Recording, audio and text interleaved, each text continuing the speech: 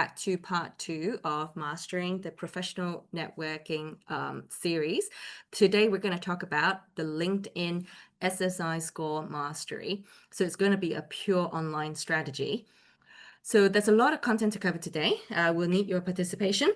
I will be asking a lot of questions in the presentation, and I will appreciate it if you could type your answers directly in the chat box as we go. At the end, we will open for Q&A, and then you'll be able to unmute yourself and ask more specific and longer questions as well. Before I begin today's session, I want to caveat a very important distinction, which is that I am not a LinkedIn influencer. I do not seek to be getting 100,000 followers to get 1 million impressions per post so I can charge for a brand following. If this is what you are after, the course you need to be taking is called Professional Personal Branding. This is not a course that I offer. Also, you can take courses on how to become a professional speaker, and I will add the links to 2 trusted Singapore trainers for these 2 types of courses at the end of today's session. What I do is that I use LinkedIn for my businesses, and most people who have a business to run or a job know what it means to have very limited time. So this is a course on the mastery of the SSI score, so you might just have a higher chance to push those objectives in a more time-effective manner. I've also noticed that doing certain things gets me a much higher SSI score on LinkedIn, and it gets my business seen, and then I can find connections and partnerships more easily.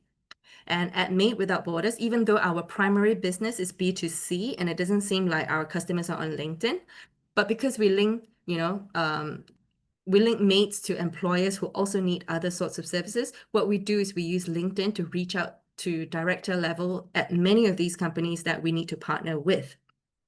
I can tell you that a high SSI ranking basically makes partners want to talk to us more because, the profile just looks better, a little bit more professional. It's just stronger on the personal branding.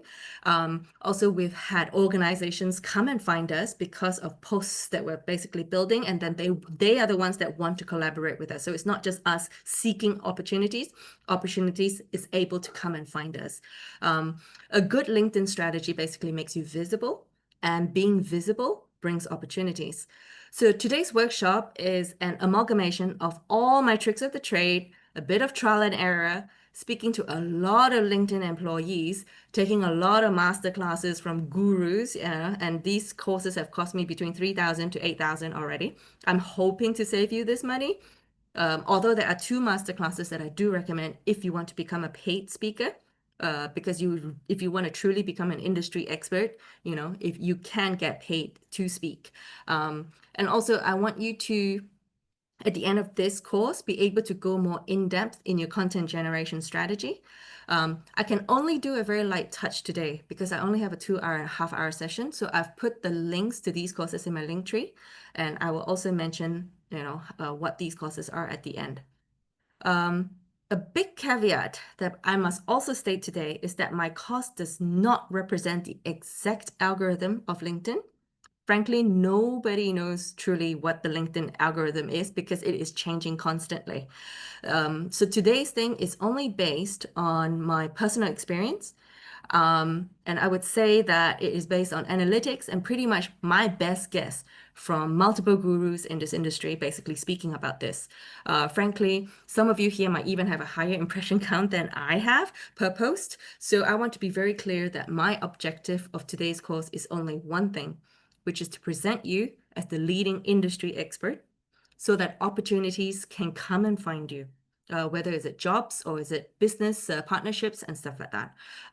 To do this, you need to increase and maintain your SSI score at a certain level so that LinkedIn is incentivized to push your content to people in your industry. So today's session, I want to point out that this QR code, keep the link open because we will need to use it for certain exercises. In fact, I recommend that you just bookmark it in your, in your browser already because it contains a lot of lobang that, you can use later. And it is also, got all my NLB courses that I teach listed inside there as well. If you haven't already done so, do add me on LinkedIn. That's the very first link on my link tree. And also add yourself to the Telegram group now, which we will be using a lot of today. So Jen is going to throw the link out in the chat box again. So without further ado, let's begin today's session. So if you haven't already done so, like I said, click on the second link in my link tree. Sorry, the third link on my link tree, and click on Get My Score. And in the next slide, I'm going to show you what that score means. And also in the chat box, if you could already type what is your industry score and your network score. So just put the two percentages side by side and put that into the chat box and just show me sort of, what your scores are. And for those that just joined Telegram, I'm trying to multitask here. I'm adding you to the group now.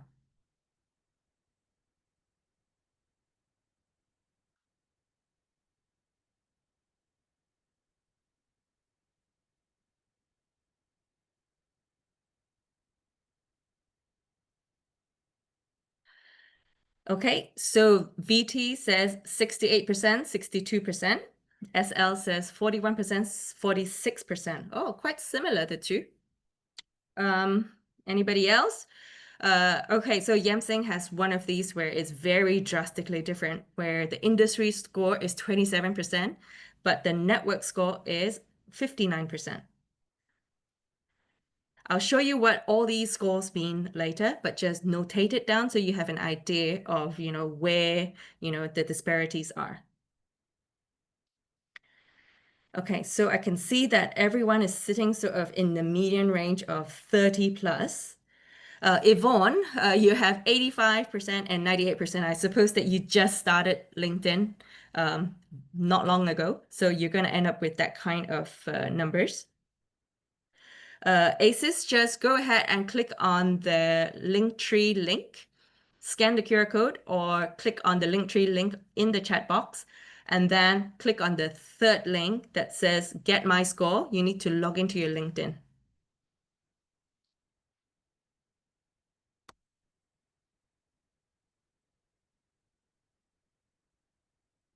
So yeah, so Yvonne, so you just started. So that would be the kind of numbers that you have if you've just started. Oh, Isabel, we have a 2% industry score and a network score of 11%. So that's very good. That's fantastic. JP, we have 3%, also very good. And let's see, anybody else with a single percentage number? Diane, I'm just going to answer your question. Yes, if you cannot find your industry vertical in D, then you post in main chat A. Regine, the link for the SSI score is my link tree. It's the third box. It's the third link.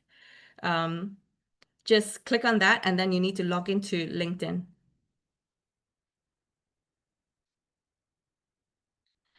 Okay, so Dr. Jaswin Chin, so 93%, 92%. So again, you just started your LinkedIn strategy. So this is going to be the score. And then okay, so I can see that we have a few people with single digits, so that's good. And then we have essentially most people sitting around 30 plus. So I'm going to start talking about what those numbers actually mean.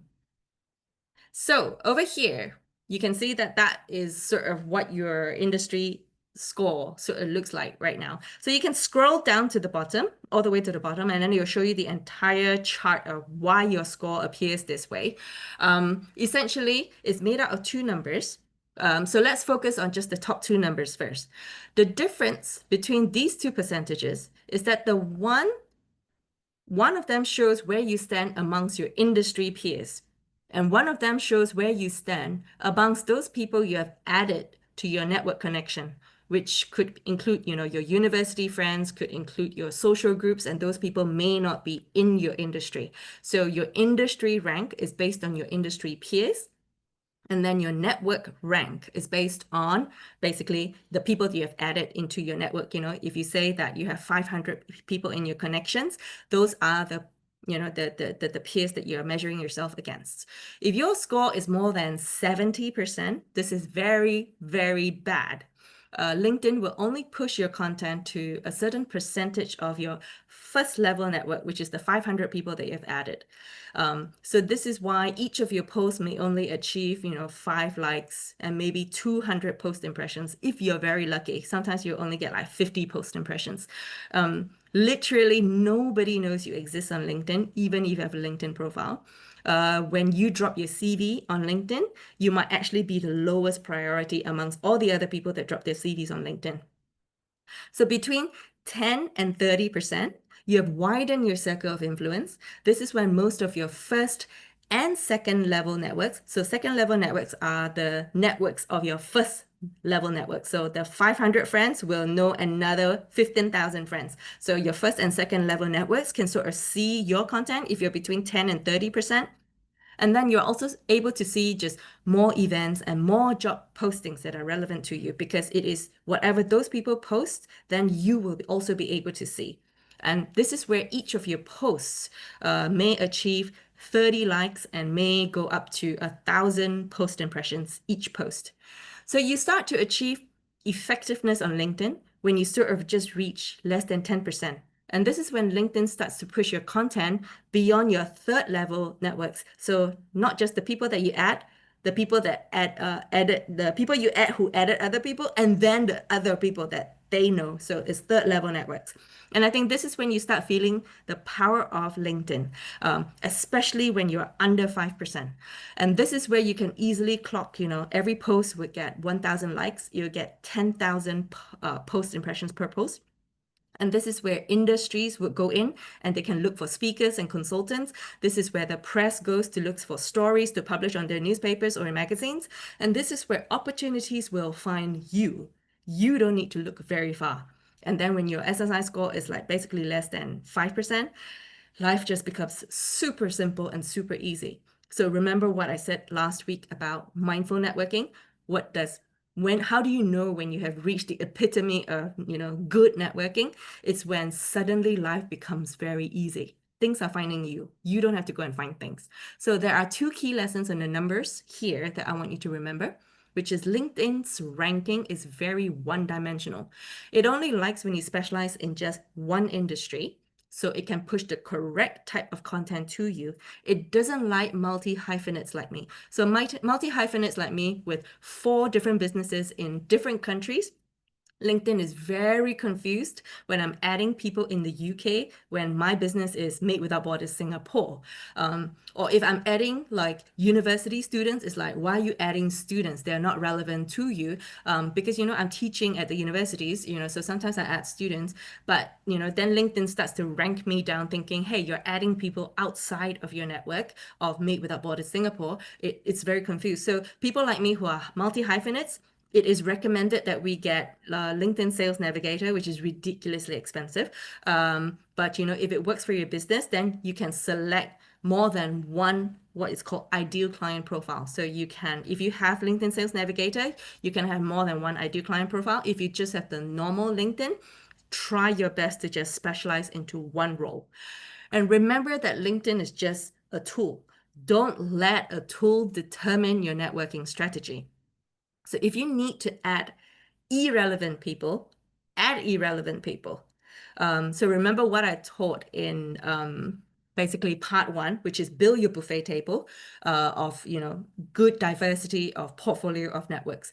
Don't try and, get a win on LinkedIn, trying to get to a really good score, like, 1%, and then lose out on what is adding truly relevant people to your life. Whether or not LinkedIn likes who you're adding, remember, it's just a computer algorithm. Eventually, you will get to about your 3 to 5%. It's just, time at the end of the day. The second thing I want you to remember is do not aim for 1%. Why? So I just say that, aim for less than 5%, but don't aim for 1%. If you are top 1%, congratulations. You really nailed the technicalities of LinkedIn. But unfortunately, you have not remembered the true purpose of networking that I have taught from last week. So LinkedIn is a tool for you to build your network and to build your reputation. do not forget about the diversity of network that we spoke about. So you need to know other network of networks. You need to find yourself basically adding people that are in the strategic level. So if you find yourself hitting 1%, you have become the top monkey in your clan. This means that you don't have enough other strategic level people that you can learn from. There, if you're already top monkey in your clan, who are you going to learn from, right? So people who you can learn from, people who can mentor you, they will eventually, rank above you, right? So then your LinkedIn SSI score won't be 1%. You maybe hit about 3%. To me, hit about between 3 to 5%, and that's a good number to be at. If you do pay around 3,000 to 15,000 to attend personal branding workshops, you will notice that these workshops are filled with people who are influencers, who want to be this 1%, and they are proud to be 1%. They need the 1% to become, LinkedIn top voice, Favicon top 100. By this time, you really need to just understand your networking strategy. Is it to build your business networks? Or is your business to become a LinkedIn influencer? So, yes, if you're a LinkedIn influencer, go ahead and whack for the 1%. But otherwise, you really only need 3 to 5% to be truly effective on LinkedIn. Any other time that is spent further to improve this score doesn't actually confer you more benefits. In fact, it takes away time that you need to do your actual job, or to spend time with your business or to spend time with your family. So generally, the golden number for effectiveness is 3 to 5% of both the industry and your network SSI score ranking. Now, what makes up this 4 ranking is just 4 bars of score determinant, which is the 4 horizontal bars that you see. And I will delve into them one by one for literally the entirety of today's workshop. So I'll show you, for essentially each category, what you need to do to increase those scores. So right now, look at your own bars, look at which are the ones that have the lowest score, which are the ones with the highest score, and then we will talk about how we're going to improve that score. So the 4 score determinants are: establish your personal brand, finding the right people, and also engage with insights, and also finally build relationships. So again, like I said, look at your own score now, see which are the ones that you need the most help at, and then when I explain each section, that's the tactic you need to deploy to increase that particular score. Most people score very badly between the 2 middle bars, the find the right people and also engage with insights. And then the rest is relatively high, but you could be one of the odd ones where, you don't really talk to people, so your build relationship score is very low. But we're going to talk about that on the next slide. So let's talk about the first one. The first one is establish your professional brand. So the question is, are you publishing meaningful posts to become a thought leader in your industry? So is your LinkedIn profile 100% complete? Do you have recommendations from other people? Essentially, was your profile made with your customer in mind? So essentially, remember that LinkedIn always talks about this concept called ICP, which is ideal client profile. There is no right or wrong way to do anything. You mimic your industry's top influencer, which is why I say it's very important to add people who are strategic in your industry.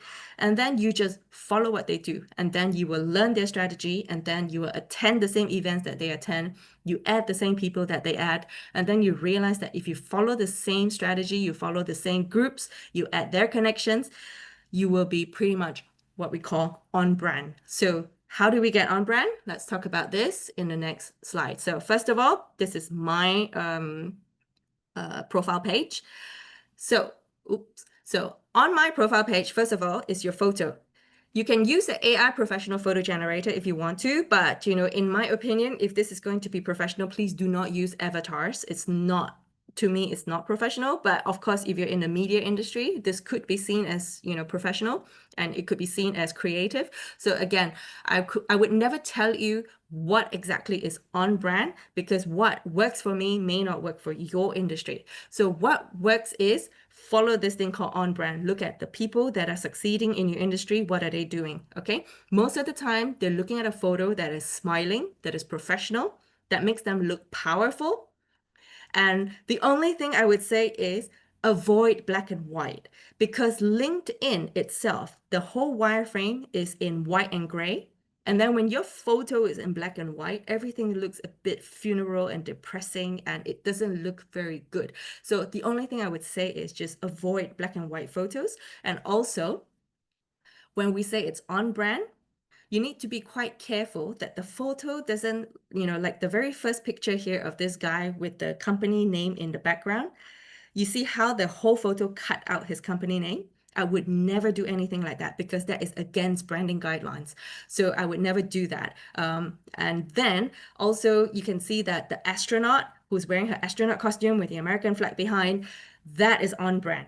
And then the guy who's right at the end, who calls himself the CEO with a mohawk, that is on brand. So that is Chris, who's a friend by now. So essentially, what you want to do is you want to be on brand. What does that mean? If you want to wear a work uniform, maybe do that. If you want to dress up in a suit, you can do that. If essentially, your brand is about being a bit more of a thug in your industry, then dress up like a gangster. Be whoever you want to be, but essentially be on brand.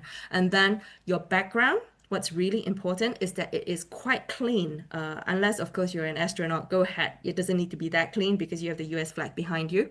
But I would say keep it clean, no mess. And the reason being is because when you do talks and when you're invited to events and stuff and they need to copy your picture, they tend to just go to your LinkedIn and they lift your picture from LinkedIn. So it will look very weird if you have like half of your company name chopped out behind you.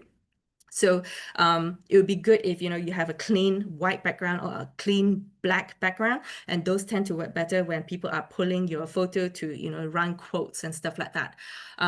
So a dark background is very helpful because the LinkedIn background is white and gray. So if your background is again white, then it doesn't really pop your face out. So you really want that first impression to be there. And then the second thing I would say is that it's your banner. So it's first your photo, then it's your banner. With your banner, it needs to say a few things, okay? So it needs to say your mission statement and your tagline. So essentially, if you're a journalist, you could say helping entrepreneurs get press coverage. So that would be like you talk about you don't say who you are. So essentially, you put your target audience inside, your bio, but you also put it up in your banner. So if you're a marketing manager at XYZ company, instead of saying marketing manager at XYZ company, that already says that in your job description at the bottom under your job experience. What you want to do is to say what you do. So you can say helping coaches and entrepreneurs scale through digital marketing, or you could say speaker and consultant, that kind of stuff. So say what you do, don't describe who you are again, because this is the best part to be able to illustrate that. So the action step here is to rewrite your headline to reflect the value that you bring to your ICP. So over here, I gave you two examples, which is Lena Consulting Inc. First of all, it's not on brand. She cut out her own Lena in the back. So this is very bad bannering. The second part here is I had a friend who runs, he's a IFA. He runs, I think an insurance. They sell insurance and stuff. So this is his team, is his entire company, which is very good. The branding is very, very nice, but there are no words. So what I would do is I would add the words, to say that, helping people plan, their financial journey, helping families, whatever. So I would definitely not ignore that one line that is just below all the photos of all the people on there. So remember that you need to have a holistic branding element when you put it into your banner. It cannot be a sloppy profile like Lena Consulting here. It looks very unprofessional. No one's going to hire you for any job once they come into your LinkedIn and they see that. And also remember that Lena chose like a grayish background, which is terrible when you look at the entire LinkedIn profile being already white and gray, and then she chose gray again. So that's not very good. So choose a very strong background in the back. And what you you can do when it comes to just selecting LinkedIn banners, go to Canva or go to CapCut, and then essentially just select the template for a LinkedIn banner. And they already give you the aspect ratio. They already tell you what pixelation it needs to be. You just fill in the blanks. Like the one that I have here, that actually came from Canva. So I didn't have to design it all by myself. The other thing here is you recognize that under my first name, last name, there's also this part that says I'm a resiliency speaker. So it depends on what I feel like doing that month. But what I like to do is to put my role in my name. Why is that so? So I want you to look at this two thing on the top where, it's the comment that I have made on somebody's post. You would see that if it's just your first name and your last name, what you would realize is that you only, when people see you commenting on other people's posts, they don't see what you do. Because you can see that the UK landlord, change maker, entrepreneurship mentor, patient advocate, at some point it cuts off. And that's the cutoff for the desktop version. In the mobile version, it cuts off a lot sooner. So it cuts off at somewhere there. So you can see that Eric has optimized his, statement to basically cut off at the mobile app.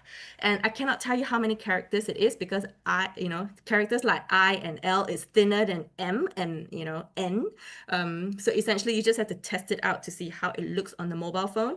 And also, Android phone is different from Apple. So you can test it out on a different interface to see at what point it cuts off.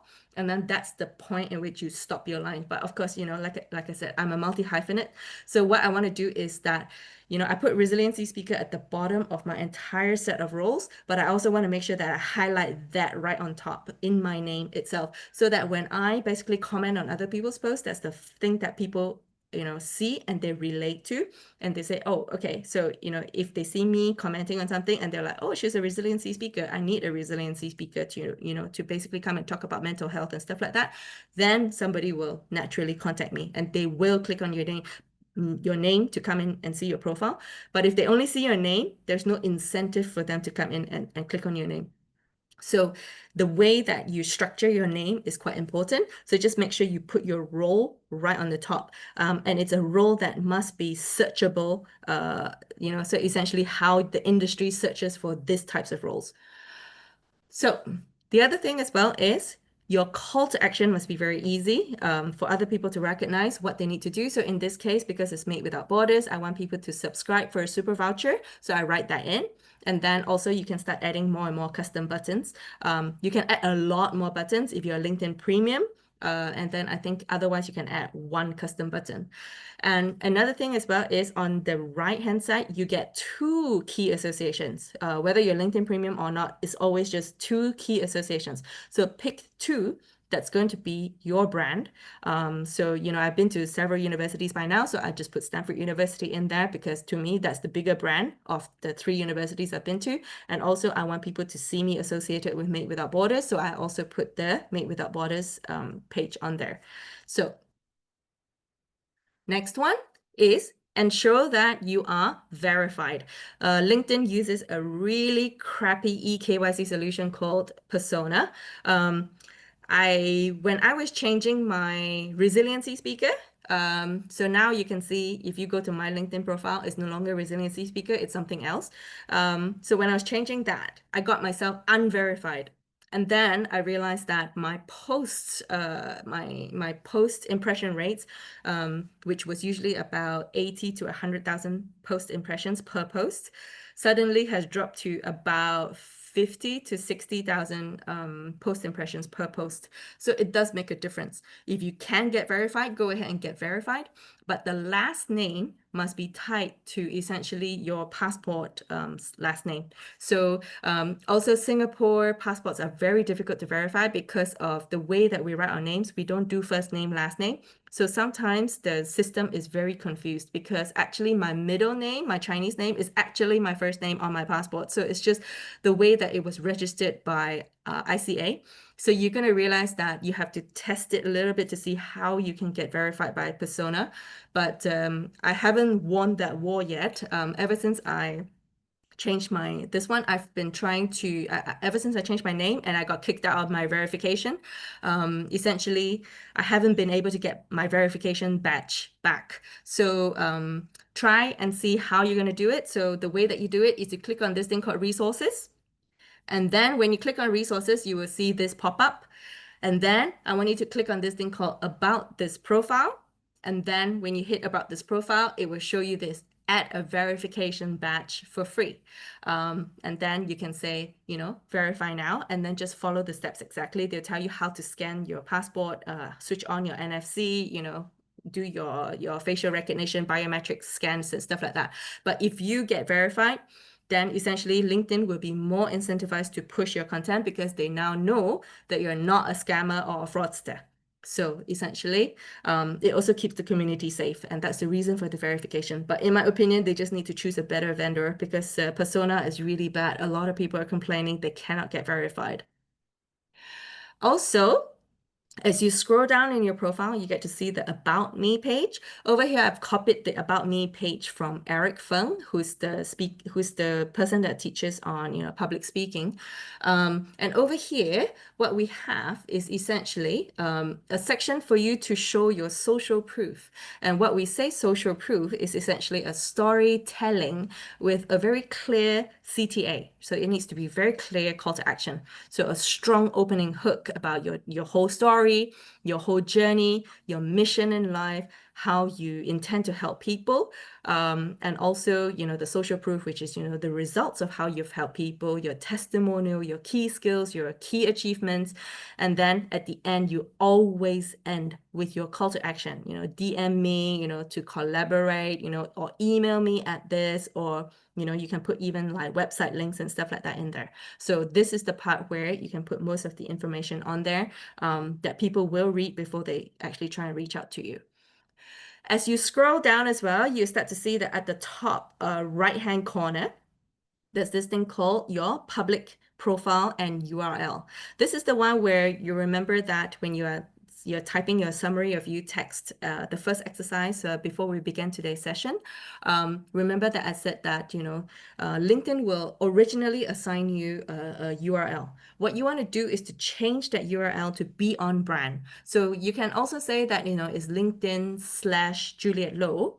Or, for the CEO with a mohawk, he can just go LinkedIn/Mohawk CEO.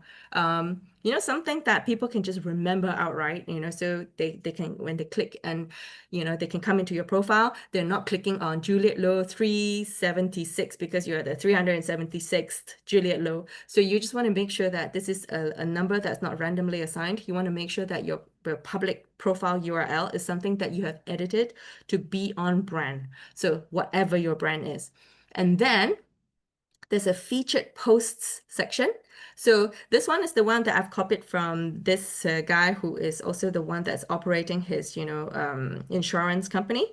So the thing is, what he does is on his featured posts is really, really good because, it shows the featured post is supposed to show all your education-based marketing. It's what you do to help people, right? So because he is selling insurance, some of his key posts where he says being young doesn't mean you cannot achieve great things, age is a number, this is how you excel in your career. So that he's trying to pitch like, how he helps families and how he, why every child needs a personal accident plan, that kind of stuff. So you put all that into your featured post. So what you want to do is that featured post is something that people are going to look at when they are trying to figure out what kind of thought leader you are and who they will be interacting with and what your point of view is.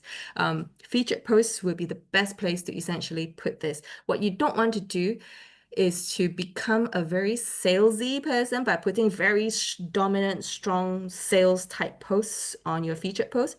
It needs to just reflect who you are, your point of view, and then it would trigger whether or not that person wants to talk to you and whether or not that person wants you in their network. It needs to be a certain type of featured post that leads to conversation. It needs to establish you as the industry expert. So if you got some award and things like that, this is the part where you will feature that post. Remember that the featured post is not the post with the highest impression. Nobody cares about that. This needs to be your brand. So it needs to be some kind of education-based marketing article. It needs to be something that paints who you are in general, because this shows up in your profile. So when you went into your SSI score link, and then you scroll and you see the 4 bars, and then below the 4 bars, they will show you what makes up your industry and your network scores, right? What I want you to do is to check for yourself what exactly is your role and your industry. Make sure that your industry and your role is correct. So for a lot of university graduates, when they've gone on to work in whatever industry that they work in, when they come back and they check on LinkedIn SSI, they realize that it actually says higher education is their industry. But that's because, when they were a student, they were in higher education.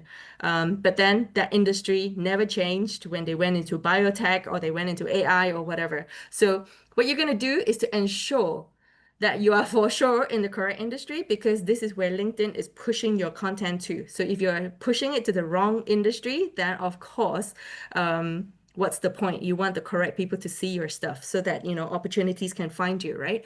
So make sure that your role is correct and also your industry is correct. If today you're changing that role and industry on your LinkedIn page, your score is going to drop dramatically. So if you are like, maybe top, 20%, once you change your industry, it will automatically drop to like, 50 or 60%. It will drop significantly. But after that, what it's going to do is eventually over time, once it figures out what you're trying to do in this industry, then it'll come back up to about 30 or 20%. Then you just rebuild it. But don't be shocked when you change your industry, then suddenly your score drops by 30%. And you're like, Juliet gave me the bad advice. It's not that I'm giving you the bad advice. I'm telling you that every time you change something in LinkedIn, it's still trying to figure out what you're trying to do. There will be an adjustment period before it sort of, reflects the correct score again. So LinkedIn scores changes every week. So you can just check in every week to see whether or not how you're moving on with, your thing, which is why I say bookmark my link tree so that you can go in regularly to see how your score is changing. So if you have changed your job experience, if you have changed your industry, remember, change your industry. Otherwise, the wrong people are seeing this.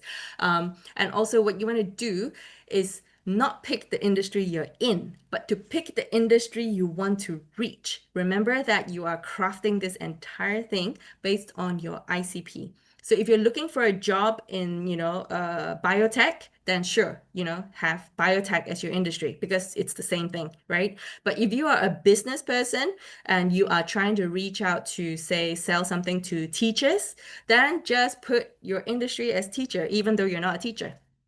Because that's the industry that you want to reach, and then you can change it later again. So you can, if you have LinkedIn Sales Navigator, you can set up different ICPs. But unfortunately, if you are a cheapskate like myself, you will only have the normal or the premium LinkedIn. So what you would do is you only have one ICP to work with. So just pick the one that you want to target, and then that's the one industry that you will use. When you are adding people outside of your network diversity, it will keep telling you that you're adding connections outside your network. LinkedIn will actually tell you it doesn't like it, like stop doing it. So it really depends on what you want to do. If you think that it is still a valuable, network to add, just add that person. It doesn't drop your score by too much. It just doesn't increase your score tremendously. That's the only thing. But, just figure out exactly what your LinkedIn strategy is going to be here, because it will help you to get to the top percentage points. So when I first changed mine to the home healthcare industry services industry, it's because of Made Without Borders. And previously I was in, business consulting as my industry. And I remember that my score dropped from, I think, 5% to about 20 something percent when I first changed the industry. And then now I'm back at 1%. So you will get there. It took me about 3 weeks of posting to basically help to recalibrate LinkedIn's algorithm, but then eventually it got itself there. So the second bar is finding the right people. So in this section, LinkedIn wants you to find the right people. But what exactly does this mean? So who in the first place is right people? So LinkedIn defines this as leaders and decision makers. So this is where LinkedIn wants to upsell its Sales Navigator tool to you. So if you have Sales Navigator, use the feature called Advanced Search, or use the lead builder for you to find the right people. If you don't have LinkedIn Sales Navigator, LinkedIn essentially just wants you to add people in a very consistent manner so it understands who you want it to push your content to. So when you are just starting out, just target one type of ICP first. Don't overly confuse LinkedIn. Just target one ICP type first, add those people, and then post content to suit those types of ICP. And then when your LinkedIn score just rises a little bit, that's when you can go to your second ICP and then test and stretch your score a little bit. So finding the right people is just saying to you, add people, because this section is just telling you that you need to add 100 people per week, because that's LinkedIn's weekly limit for you. If you have LinkedIn Premium, you can basically add 200 people per week. Why? Why do you want to add people? Because more connections just means more post impressions. So if you haven't already done so, please remember to add me to your LinkedIn, which is the very first link on my link tree. So that would be already one little score for you. So why do you need to add people? Why is this a key strategy to be seen in the industry? Because if your network is very small, say you only have 1,000 people in your network, and most people have less than 500 connections in their network, then LinkedIn only pushes your content to maybe about 10% of your network. Then only 100 people will see your posts. And this is why if 100 people will see your post, you only get 2 likes. If you're starting at 10,000 people in your network, then 1,000 people will see your content because it's 10%. So this is the basic reason why adding people is very important, so that when you onward tap into second level networks, third level networks, then your influence and reach can truly grow. But, essentially, you can only hand post this to the people that are in the same room as you, right? So it's essentially you can hand post this to people in the same room as you. It's the same thing. Your posts can only reach those people that you have touched. So essentially, this is why you're adding a lot of people to your network. So you basically add 100 people every week until you see this warning 3 times. And once you hit your limit for the week, LinkedIn will stop you from adding more people that week. But since you're in my class today, I'll teach you a LinkedIn hack for when you hit your limit and they say no more adding people, you're blocked for 3 days. Then what you can do is you can reset the limit by essentially attending live events. And then you ask people to scan your LinkedIn QR code. You cannot scan their LinkedIn QR code because you hit your limit already. You cannot add any more people, but they can scan yours. And once more than 3 people scans your LinkedIn QR code live, your limit will auto reset. Then you can add another 100 people starting from that day per week. So practice whipping out your phone and quickly, with your hands and your finger, very, very quick, and then just getting to your QR code with minimal number of steps so that you are the first person that goes, hey, add me, because then you win, then the count is on their count, not on your count.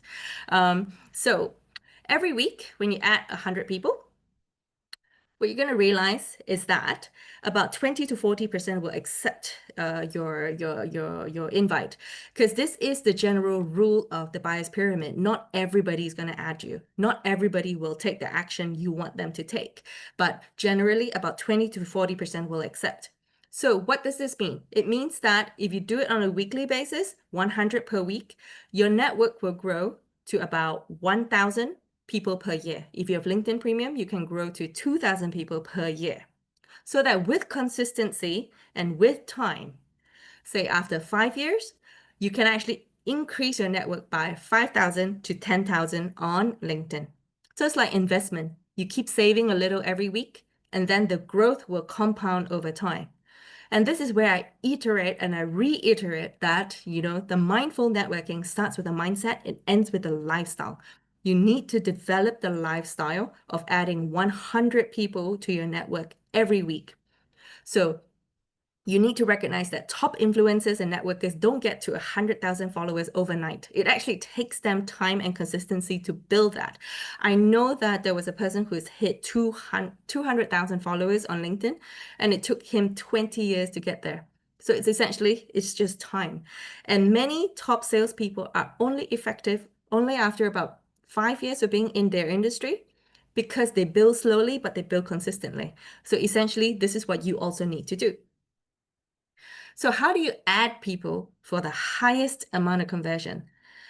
So that's a very simple thing because if you attend a live event, 100% of the live people will definitely accept. Because why? Especially if you force them to be the ones scanning your QR code, then they are the ones actually waiting for you to accept their connection request, not the other way around. So remember that live events are the best time to whip out your phone, whip out the QR code and say, add me. So this is how you add people.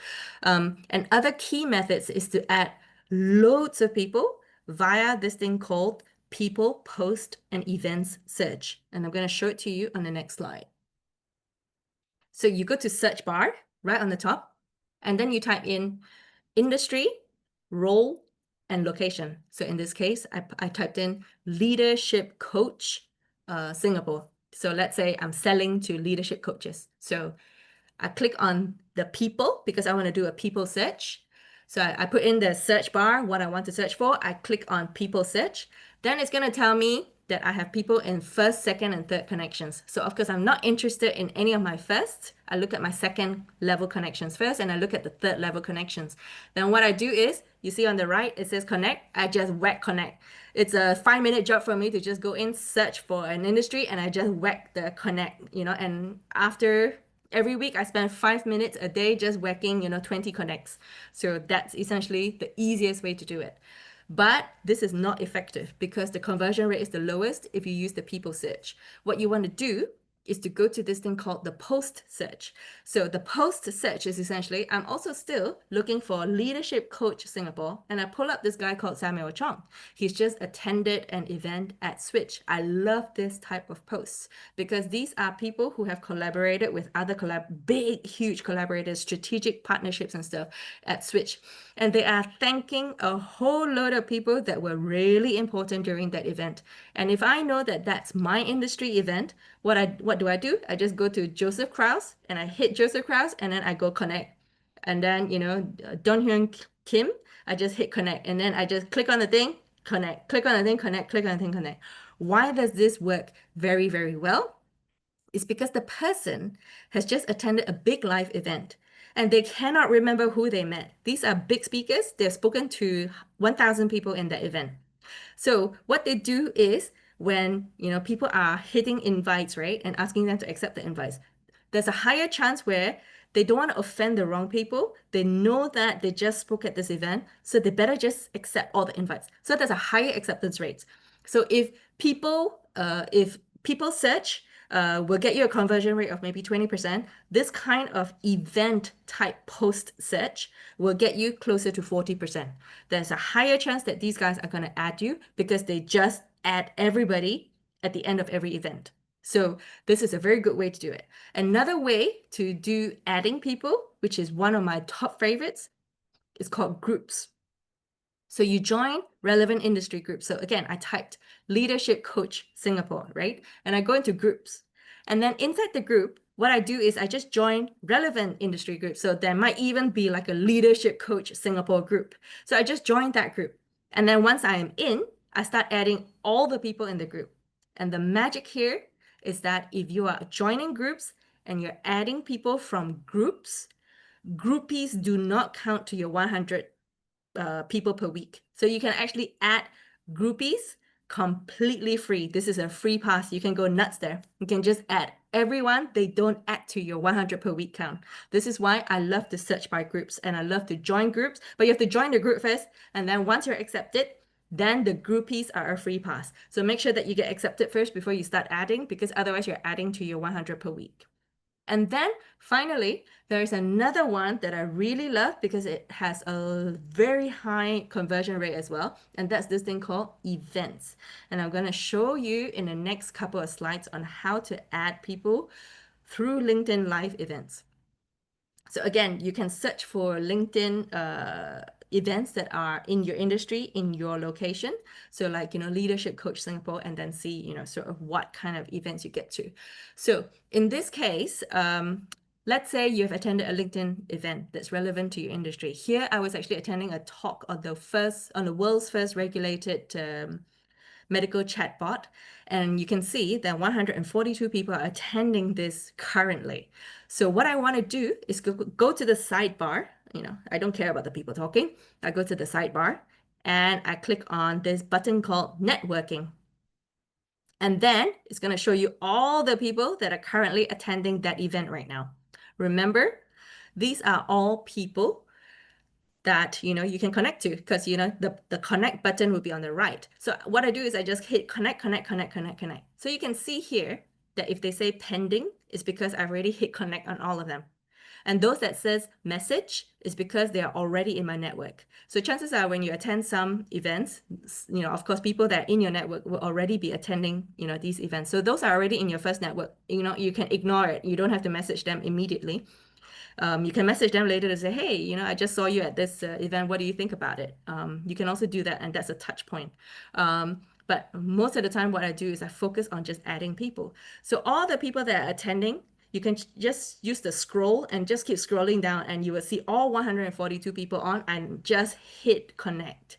And then what you want to do is realize that LinkedIn events are great for connecting with people because it is very relevant. These are the right people, and they are very likely to be in your industry. So when you then click on this button called See All, there's another magic in this See All button, because you can access people who, not just the people that attended, but the people who signed up. So it could be like literally 1,000 people. So let me show you what happens when you hit See All. So you see this at the bottom? There's 41 pages of people who signed up for this event, almost 1,000 people. So if you're going to hit your limit already, hitting 100 people per week, you can't hit, 1,000 people. What I want you to do is to just screenshot. So I screenshot and I screenshot and I screenshot. And then after that, every week I'm going back and I'm looking for these same people.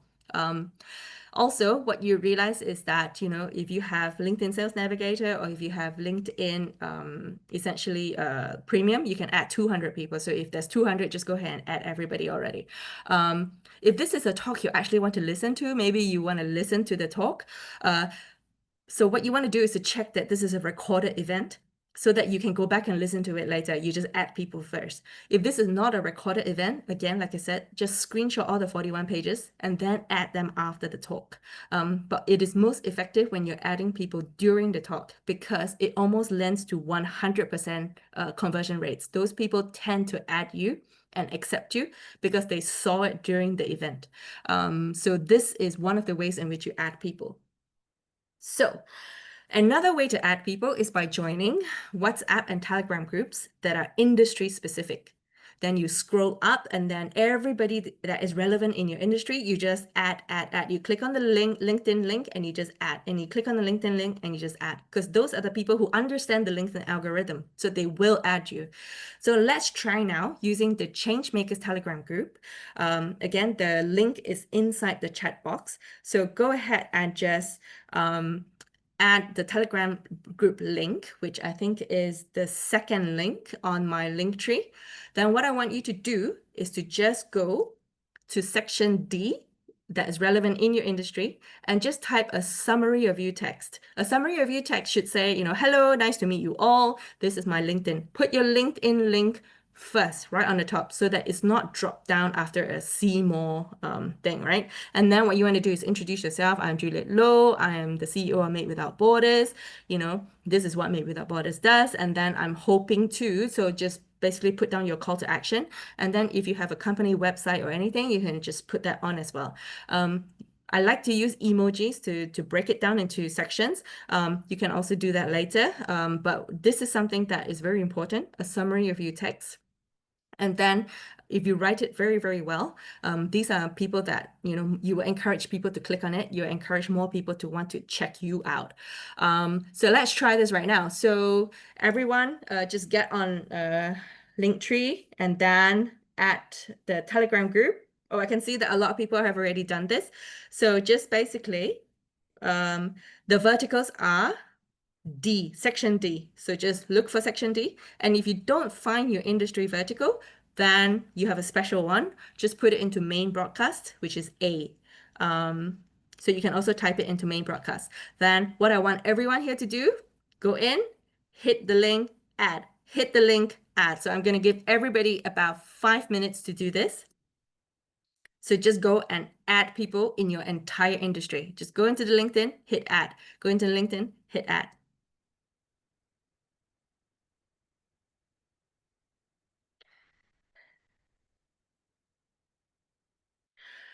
Kobe, I know you said that there's a penalty when people reject your LinkedIn connection invite. That's not true. You don't get a penalty.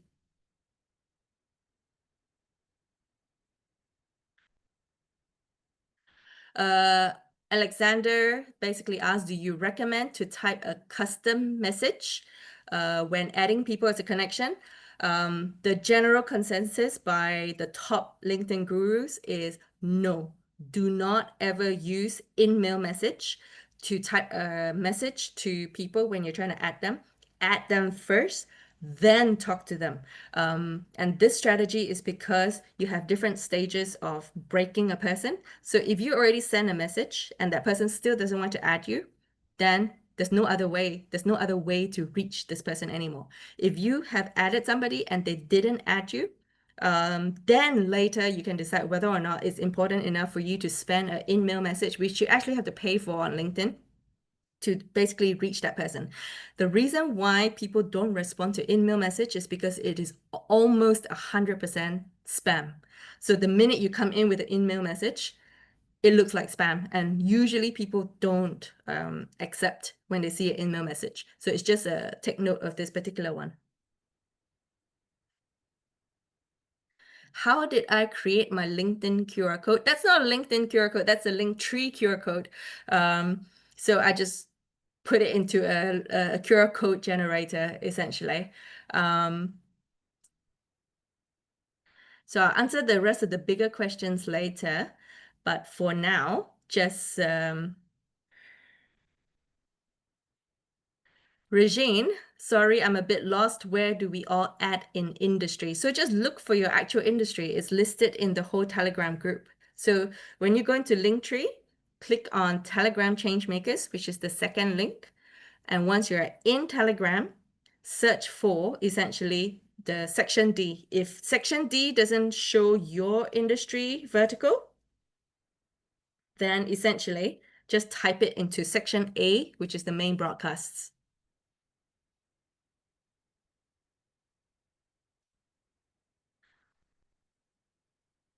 So once you're in the Telegram group, then search for your own industry vertical under D. Are you biotech, medical, biotech, medical, or AI, deep tech, or are you like entrepreneur? Just select your industry, and then inside that industry vertical, type your message. So Kay, I'm going to answer this one. How does the events work? Is it a live event that's broadcasted on LinkedIn? I'm only seeing events hosted elsewhere. So if you basically go and search your industry, like I said, your industry, role, and the country inside the search bar, just hit the search bar. Then you would see events on one of the buttons that you can click. And then you'll see all the events that is related to that particular search.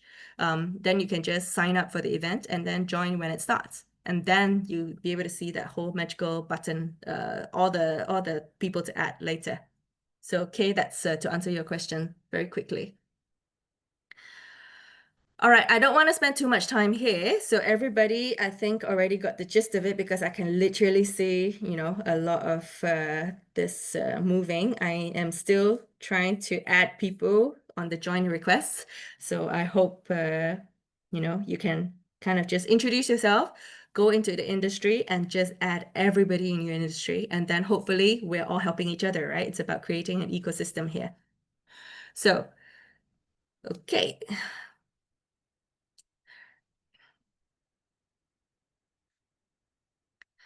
So once people are not responding, like I said, don't keep sending a second message, a third message, a fourth message. Find another way to reach them. Try and find their second level network, the person that's also working in the company, to say that, hey, do you know this guy? Do you think you can just, talk to him and get him to approve my LinkedIn thing? Because I wanted to talk to him about a certain thing. So if they're not responding to you, go another way, go around it. Don't keep sending, message and message and message again. Hey, you might have overlooked this. They will probably only overlook it once. Don't send them you overlooked, and then you just look like you're spamming them. If people are not responding, don't keep sending them the same intro message. What you want to do is, if you waste people's time, they will block you. So what you want to do is to push your boundaries, but watch how far over the edge you basically jump. So basically try not to push too far, because like someone said here, what happens is that when you are rejected, when they don't accept your invite, you don't get penalized. But what you get penalized on is if you get reported or blocked because you were too persistent. So just don't be too salesy here. So just be careful. So how do you know if you've gone viral? You will see that your posts will reach first, second level networks and third level networks even. You'll be actively pushing outside of, your networks. So these days when I'm posting like entrepreneurship stuff, I'm very surprised that I have even people from like Africa contacting me to say that, hey, I'm from, this country, this university in this village, and we want to collaborate with you on this particular topic, whether or not you can teach the African universities here, through Zoom or something. So that's when you've gone really viral. So let's, okay, I'm going to move on from here. And so that is the second bar. Now we're going to move on to the third bar, which is essentially engage with insights. And this is the one that people don't usually do very well in because of how long it takes to basically earn this score. What I would say to you is that to basically engage with insights, you need to publish two things, either a lot of posts or a lot of articles. So articles are significantly longer than posts. And then what you have to do is to do it 3 to 10 times per week. So if you want the absolute bare minimum to get your SSI score moving, you have to post a minimum of 3 per week. And if you want your SSI score to fly into the less than 5% zone, you need to be posting 10 times per week.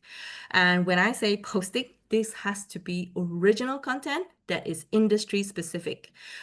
What you want to do is to choose one industry to be an expert on. Just choose one, because like I said, LinkedIn likes it when you nail down on one. So just nail down on one first. That's your initial strategy. Later on, when you have a better SSI score, you can do whatever you want. But essentially just nail down on one first. Unless you have LinkedIn Sales Navigator, you can pick multiple ICP strategies. So this is a key SSI strategies that also earns you the top voice badge, which I will talk to you about later on in one of the other slides. So what is very important here when you're writing your posts is that please do not let AI write the whole post, because your post will be suppressed. This is where they start taking points off your SSI score, because they really do not like AI generated content. So I'm going to show you some of the things that you can do to basically run your posts. So it takes a long time, right? Because you have to write 3 posts a week, you have to write 10 posts a week. That takes a long time. So what you have to do is to build this thing called the content bank. So either write it into like a note taker on your phone. It would be something that you think about, that you're like, hey, I really need to be talking about this topic. Then write the idea down inside your content bank. It's just ideation. And then just a whole list of things that you have ideas on, or you just watched a YouTube video that you want to comment on. So what you can do is to just copy the whole YouTube link. You don't have to write it immediately. Just copy the YouTube link, put it into your content bank.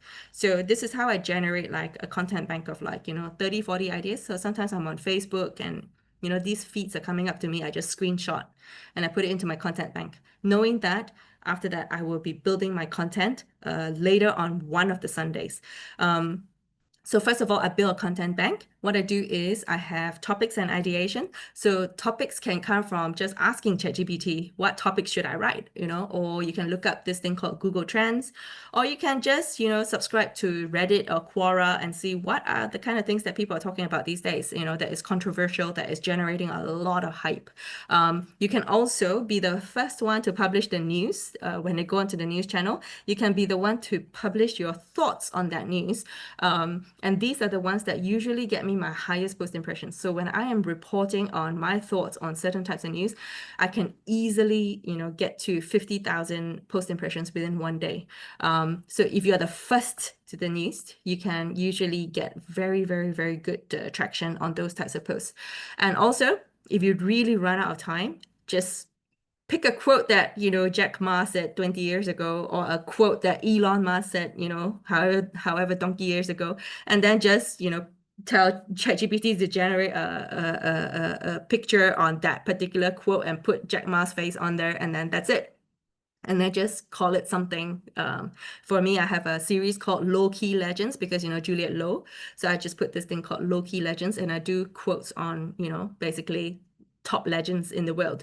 And essentially, this is when I really have no time. I just whack Low Key Legends, and then, my co-pilot already knows how to generate that type of profile for me, and I already have the branding page for it, so it will just auto generate the next person's face in and the next quote in. So quotes are easy posts to get through, and also if last thing I would say is, if you really absolutely have no time, then just run polls. And I'll do a poll one later just to show you how to do polls. And also it is very important in your content strategy that you know your key dates. So your global observances dates. So like, mental health week, National Suicide Day. So not just, your Deepavali, your Chinese New Year, Christmas, you need to know which are the dates that you're going to be posting that has those celebrations. Then do a themed content writing on that particular date. And then, so for me, I'm a resiliency speaker. For me, the big dates are, National Suicide Day or Suicide Prevention Day, World Mental Health Day, that kind of stuff. Those are big global observances that I need to look out for. So look at your industry and figure out what are the key dates that you need to look out for. And it could even be key trade show days, where you don't schedule a written post for those days. On those days, you just publish a photo of you attending the industry trade show, so that you let future employers know that you're still keeping yourself relevant, for example. So with building a content bank, one of the things that I've mentioned is that you can look up what exactly is the topic that people are asking, all the browsers. So over here, I have Microsoft Bing. So if I just type the why, who, what, where, how. So why is business, who is business, where is business. Then look at the drop down. And these are the key ones that people are currently asking questions on.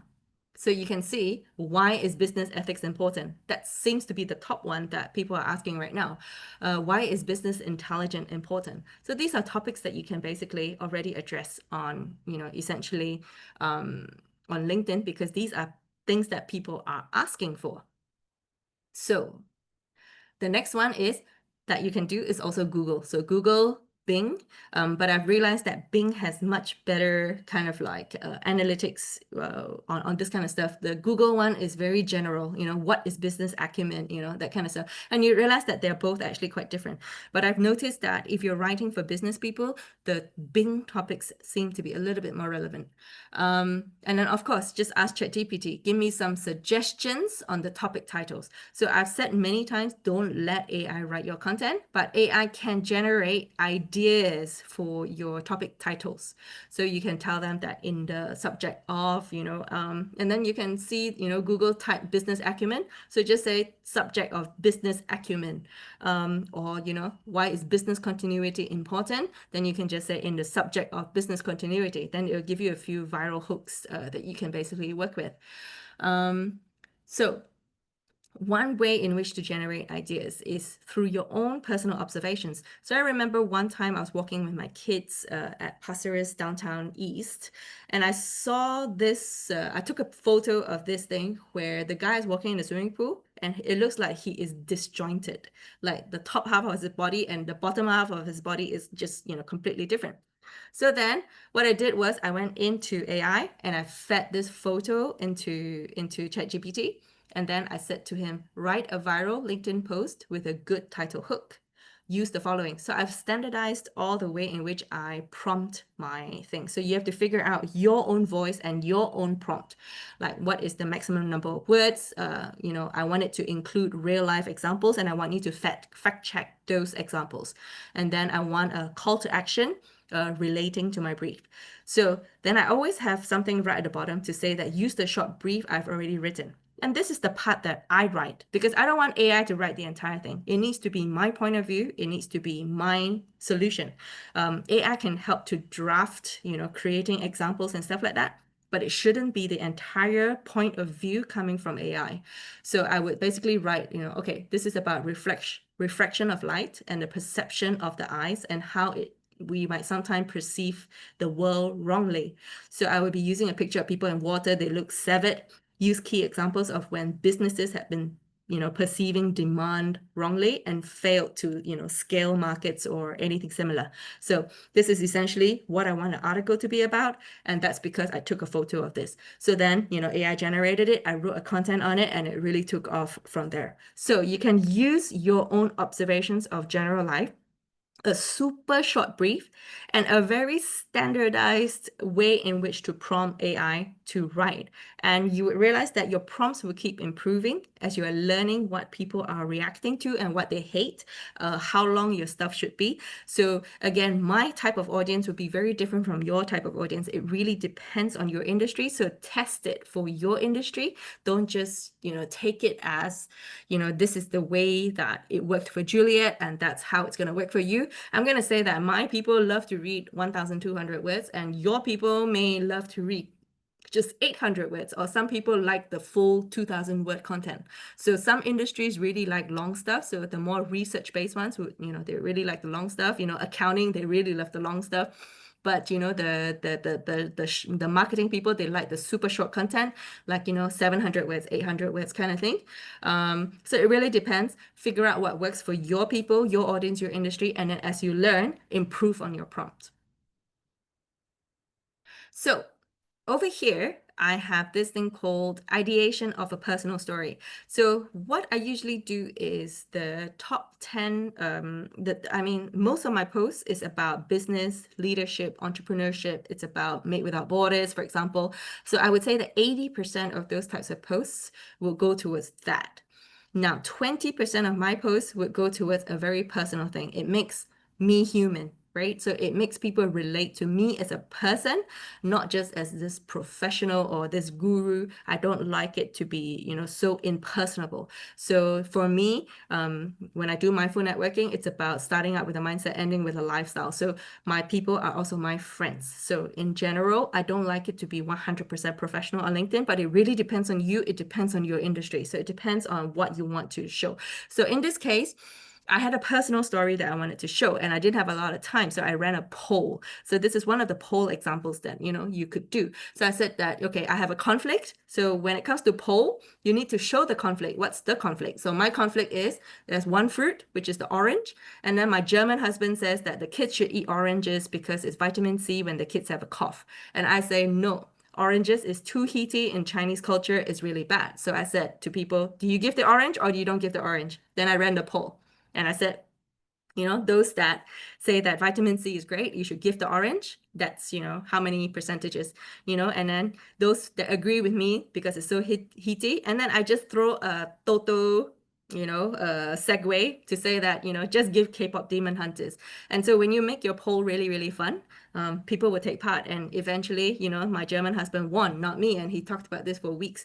But in general, what you want to do at the end of every single post that you write is to again put your personal bio, because remember that people are going to read your post because it gets disseminated to third level, fourth level networks. But what you want to do is to ensure that even if they don't click into your bio to read your profile, because what's the chances of them clicking into it, right? So what you want to do is at the bottom, you want to write who you are, like a summary of me text. So it's the same thing that I put into all my other, WhatsApp chat, Telegram chats and stuff. So I just say that, I'm a fractional strategist. I do entrepreneurship and leadership training. I'm also a proud CEO and co-founder of, Made Without Borders, because this is what I'm fighting for: financial exploitation, special needs caregiving, empowerment. And then I also say that, I have 3 autoimmune conditions. So I'm also a patient advocate. I'm also a resiliency speaker. Then at the bottom, I have my call to action. Just direct message me if you think we can collab. And a lot of people contacted me because when I started writing this, I started realizing that I'm getting DMs, maybe about 20 extra DMs per week, just from people that want to collaborate. So it becomes very effective. So, if you're looking for a job, make sure you write that down. I've been doing this. I'm looking for this type of roles. If you know something, please reach out. And chances are people will reach out. The one mistake that I did make was that I hashtagged a lot of this, and then it actually dropped my score. And actually, a lot of my posts were suppressed for about 3 weeks. So then when I took away the hashtags, so I took away the financial exploitation, the special needs, and I only kept 3 hashtags maximum in every post, I realized that it was optimized to be pushed. So be very careful when you overly hashtag stuff.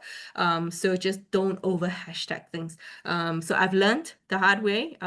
So like I said, try and test it within your own industry and see what works and what doesn't.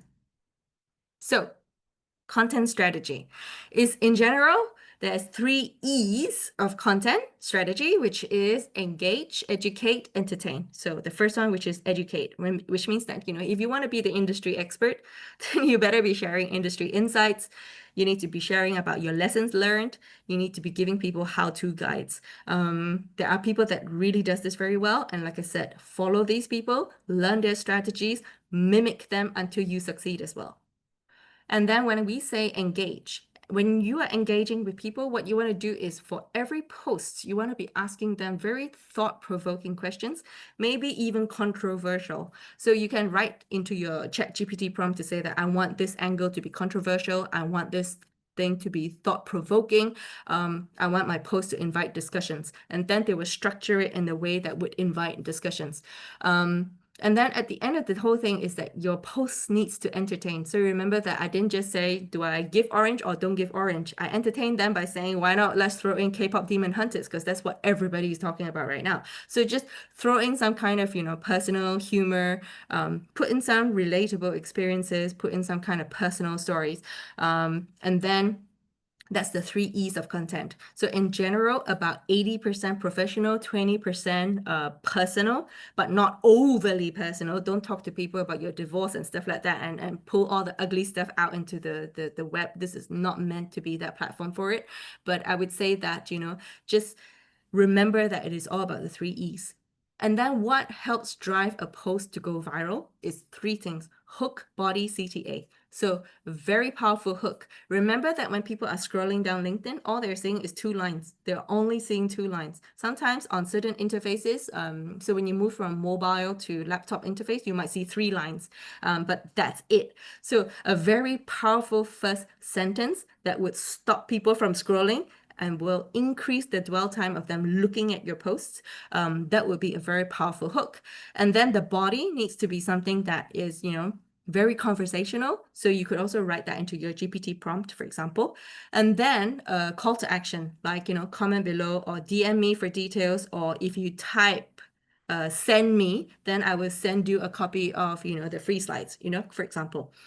So hook, body, CTA. And The one thing that I want you to really remember is this thing called dwell time. Dwell time is very important. So I remember that when Straits Times published this whole article about the people who were scammers, the 27 people who were scammers, and they published all the photos on that one thing. I knew for sure that that was going to increase dwell time on my post because I knew for sure that people are going to be staring at the photos, trying to figure out whether or not they actually know the person. So the title of my thing was "How many criminals are in your network?" So then I posted that thing and it had so much dwell time that it actually upped my post impressions. So you need to figure out what type of photos, what type of first sentence will increase the dwell time and make people so angry that they're going to stop. They're actually going to read, and then they want so much to comment on your post. So essentially, these are things that would help a person's content strategy. And remember that it needs to be original content. Don't use AI generated content and say, type something about, business acumen, and then none of that is your own thought. People just know when it's an AI generated content, it's just very obvious and it's not your voice, it's not anything. So just basically pick a direction and just go with it. Over here, there is this thing by Chris Donnelly, and it changes regularly. So I would say that maybe this is already quite old, but in general, if your thing is a text-only post, then, it only has an impact of, one time impact on the algorithm, right? So you're just posting with no picture whatsoever. If you post your text together with a photo, it increases your engagement level by 0.2 times. So 20% increment, right? And then if you run it in polls, for example, this is the one that people love to engage the most, and that is 2 times thing. But you don't want to be spending your whole 10 posts just asking people questions. Then there's no thought-provoking thing. There is no setting yourself up as industry standard. I know people who do this because it's a no time strategy. But it's like sometimes I just wonder what exactly is their thought, like who they are. It doesn't make a lot of sense to put everything in poll. For me, maybe 1 out of 5 would be a poll, but I don't heavily rely on polls. And then it comes down to if you attach it with a video, then it's again like a photo, it's the same effect. It's about 20% increment. And then a 30% increment would be things like infographics. And then a 90% increment is carousels. And the reason for infographic and carousels basically carrying through that additional engagement rate is because of that one thing called dwell time. So if people are dwelling on your post for a longer time, they're just sitting there actually reading your posts and, basically highlighting or, trying to comment, and you make them stay with your post for a longer time, which is what carousels and infographics do, then essentially you will hit your target. But if your carousel and infographics doesn't result in additional dwell time, it's not something that people want to scroll, then doesn't mean that if you create the carousel, then you have a 90% increment in your engagement. It doesn't work that way. It's just that, it's just an increment in the dwell time. So the highest performing post length tends to be about 800 to 1,000 words.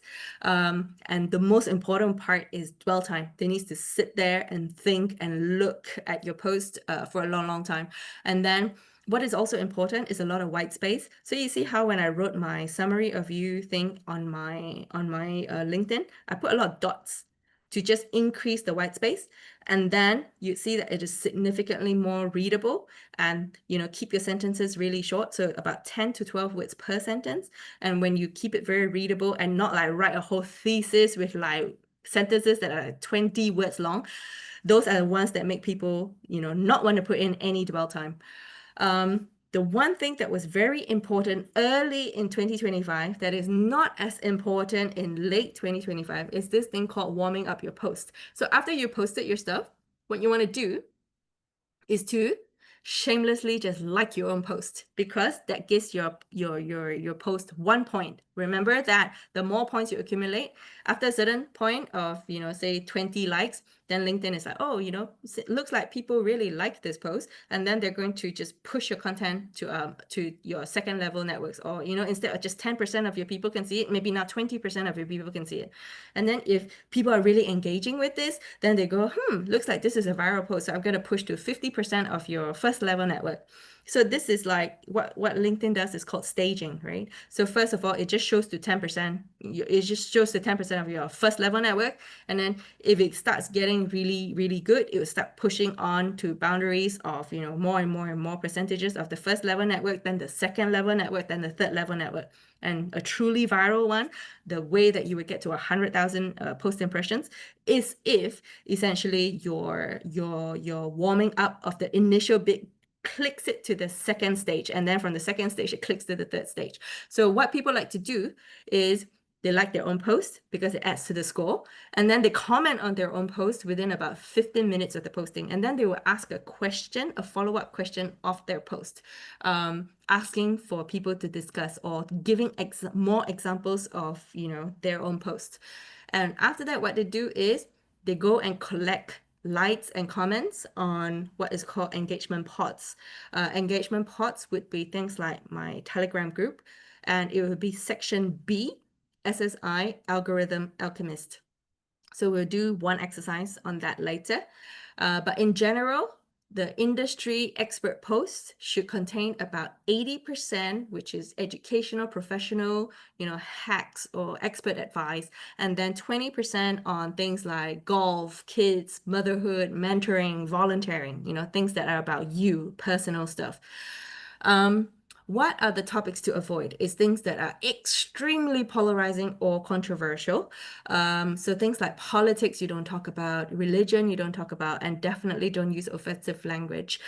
We say this, but I have used it sometimes because I really stand for certain types of causes. I will not tolerate certain types of, indignification. If, a certain politician is saying something and it really riles me up, I will just make my point. But of course, I suffer in terms of my numbers because I would see that people will, drop out of my network because of my views.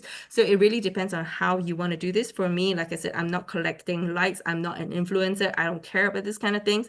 When it's something that I feel like I need to stand up for, I will stand up for it.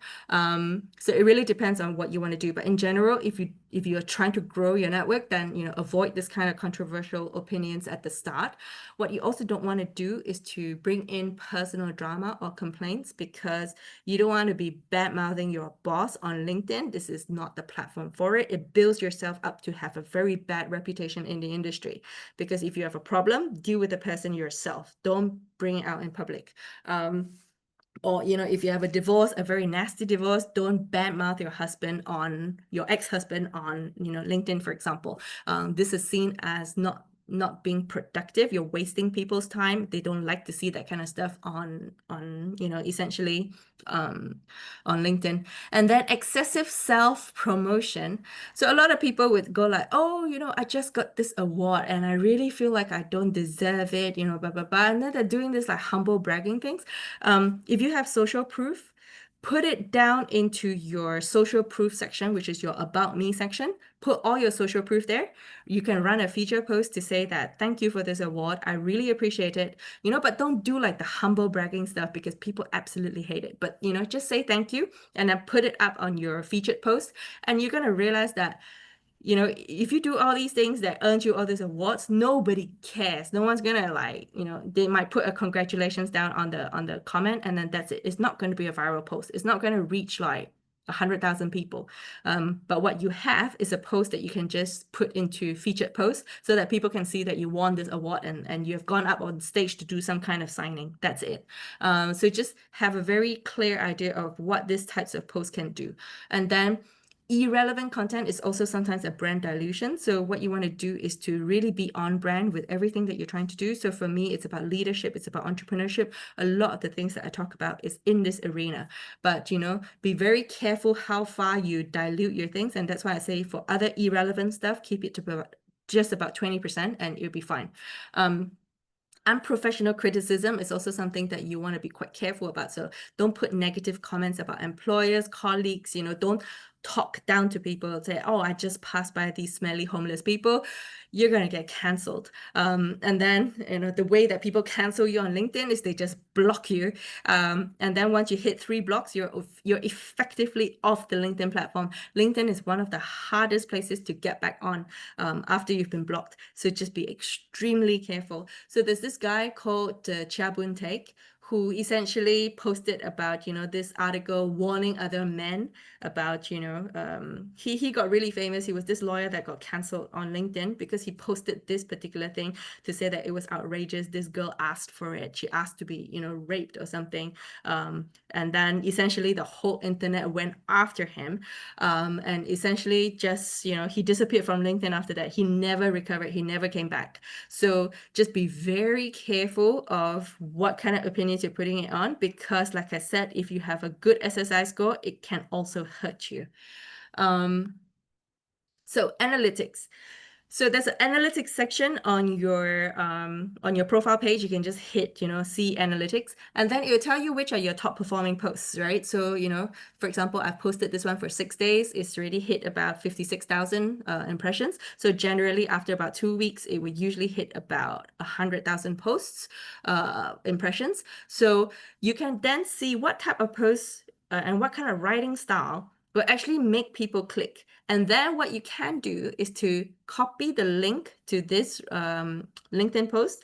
And then when you do your ChatGPT prompt, you can say that these are the ones that have generated very high engagement rates and very good post impressions. I want you to copy the writing style of this 3 posts. So I always write, copy the LinkedIn, copy the writing style of these 3 posts. So when I have, certain posts that have very high impression, then when I prompt my GPT, I would tell it to copy the same style.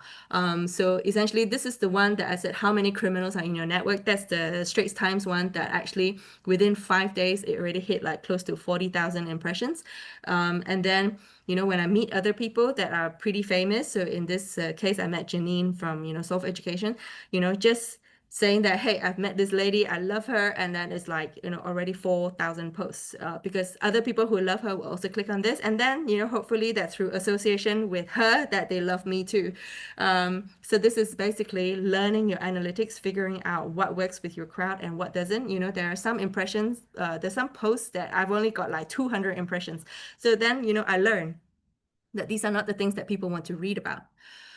LinkedIn don'ts is very simple. Don't automate with Zapier or ChatGPT. Don't automate it, because LinkedIn suppresses automated posts, and it also crushes your reputation. If people keep seeing all these this GPT generated posts, eventually they're going to just unfollow you, or they're going to just block you because they don't want to keep reading crap. So you just want to be quite careful that you don't automate that way.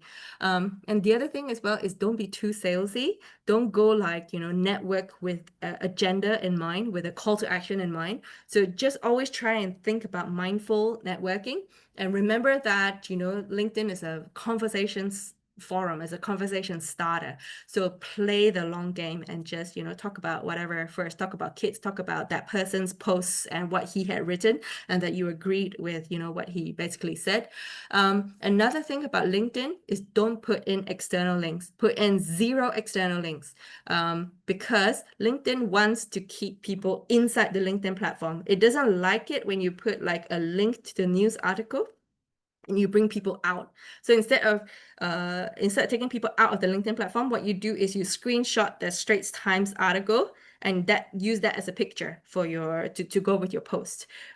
Then don't put the link to the Straits Times article. Also, don't put it into your comments, because that's all downgraded. Because again, like I said, LinkedIn doesn't like it when people leave their ecosystem. So they will suppress your posts. And those, I've realized, were the ones that got me like 200, post impressions only.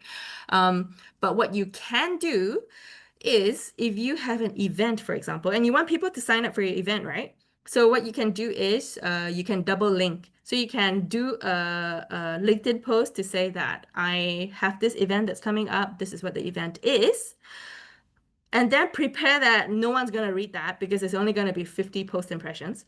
But what you do is then in the following week, you say that, hey, just a reminder that we have this particular event coming up. To sign up, click here.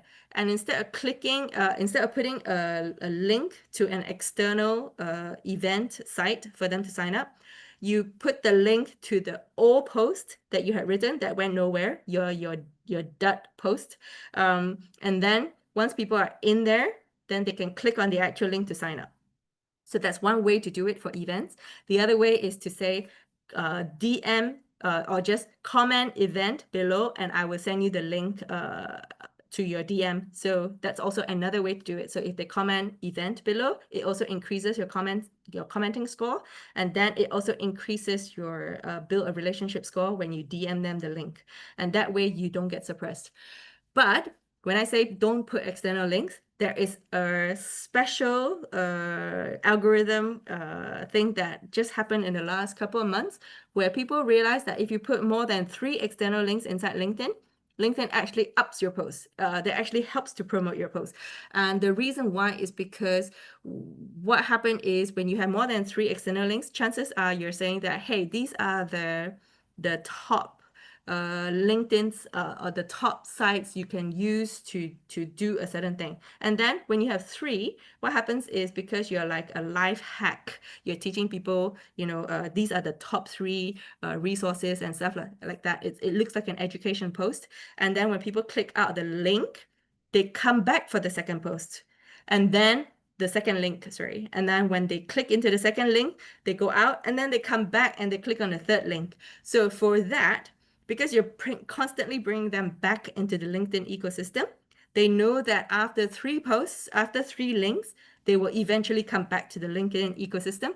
Then LinkedIn will be happy to push that type of post. So with external links, either put 0 or put more than 3. There's nothing in between. Otherwise, your post will be suppressed. Also, with regards to that question earlier, I already mentioned, do not connect with InMail because it looks like spam. So just hit connect and wait for the person to respond. If they do not respond, then you use InMail as a way to get in. But otherwise, there is no recourse step for you to get in. So just don't start with InMail. Start with just hit connect. And then if they don't respond, then you InMail.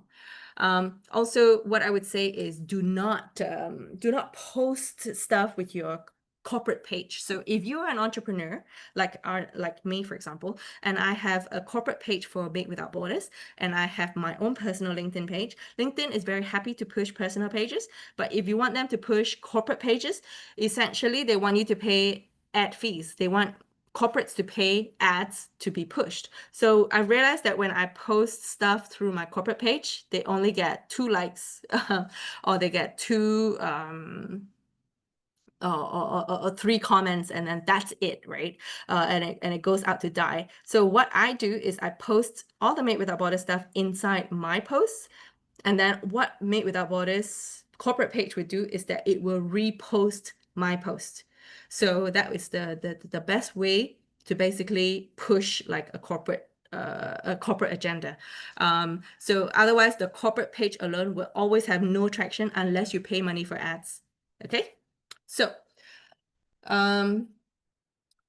how do we continue to automate our content? So the first part was all about building a content strategy. So that whole first part was just building the content strategy. Then the second part is very simple. Sit down on a weekly or a monthly bulk scheduling day. So if you do it weekly, I'd say you need 2 hours. You need 2 hours to generate about 7 posts. But for me these days, I run it on a monthly bulk scheduling day. So I sit down and I just churn out 30 posts at one go. But I'm sitting there for 6 hours, and then because I'm in the zone, I can churn out about 30 posts. So what I do is I write about a topic. I just then refine it with, ChatGPT or Claude or whatever it is that you want to use. And then these all came from your ideas bank, right? So your ideas bank would have hit that, certain minimum number already. Then you're just sitting down and just converting everything from your idea bank straight into a post.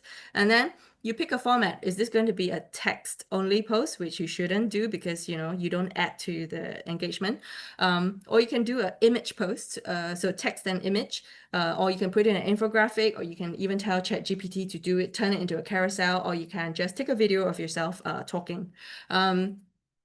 Then what you do is you schedule it into LinkedIn based on best time basis. And I'll show you what best time basis means. And then what you can also do is to use a formatter, but don't excessively use a formatter, because excessive use of a formatter also basically gets yourself suppressed. So use it only for like certain headlines. So for me, when I do my formatting now, I don't even use a formatter anymore. I just do like all caps for my titles. And then like, for my bullets, I just use the emojis. And that for me is a very simple way to use a formatter without using a LinkedIn formatter. And then what you do is once you have scheduled it, sometimes when you're in the bus or the MRT, taking a taxi, then what you do is you just edit. You just hit the edit, and then you just editing as you go. As thoughts are coming through your head, you can just, edit, change the line spacing or paragraphing and stuff like that. So remember that do not automate with Zapier, because it's just going to end up with a very bad strategy. And then a lot of people, use ChatGPT to tap into the ideas bank and then use Zapier to automate the whole thing. And I have seen this go very horrifically wrong. And then people get blocked, and then it's just very bad. And then they don't check the sources. It's supposed to represent your point of view, and ended up this is just wholly an AI point of view. And so it's just not on brand. It's not your brand. So it's very bad in general. So best time basis, what does that mean?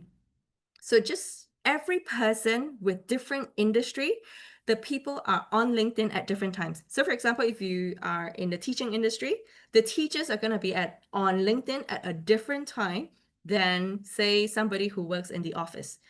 Someone who works night shift works very differently as well. Someone who caters to the US market may have a different best time.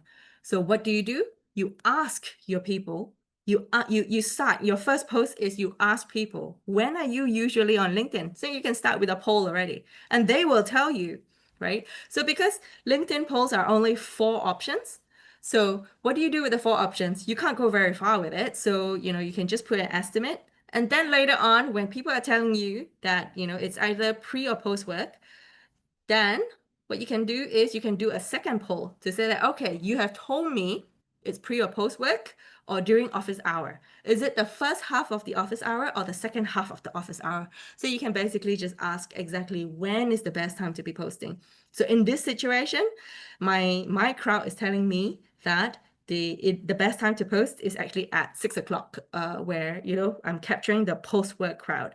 Now, then I ask myself, my networks are from the US, from the UK, and Singapore. So what is 6 o'clock? It doesn't even make any sense. So then you still have to test it here and there. Whose 6 o'clock are you posting on?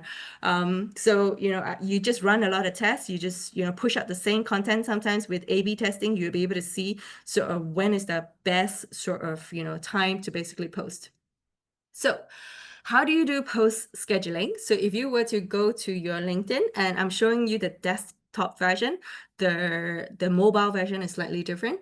So you go to your profile under home, and then you just press start a post.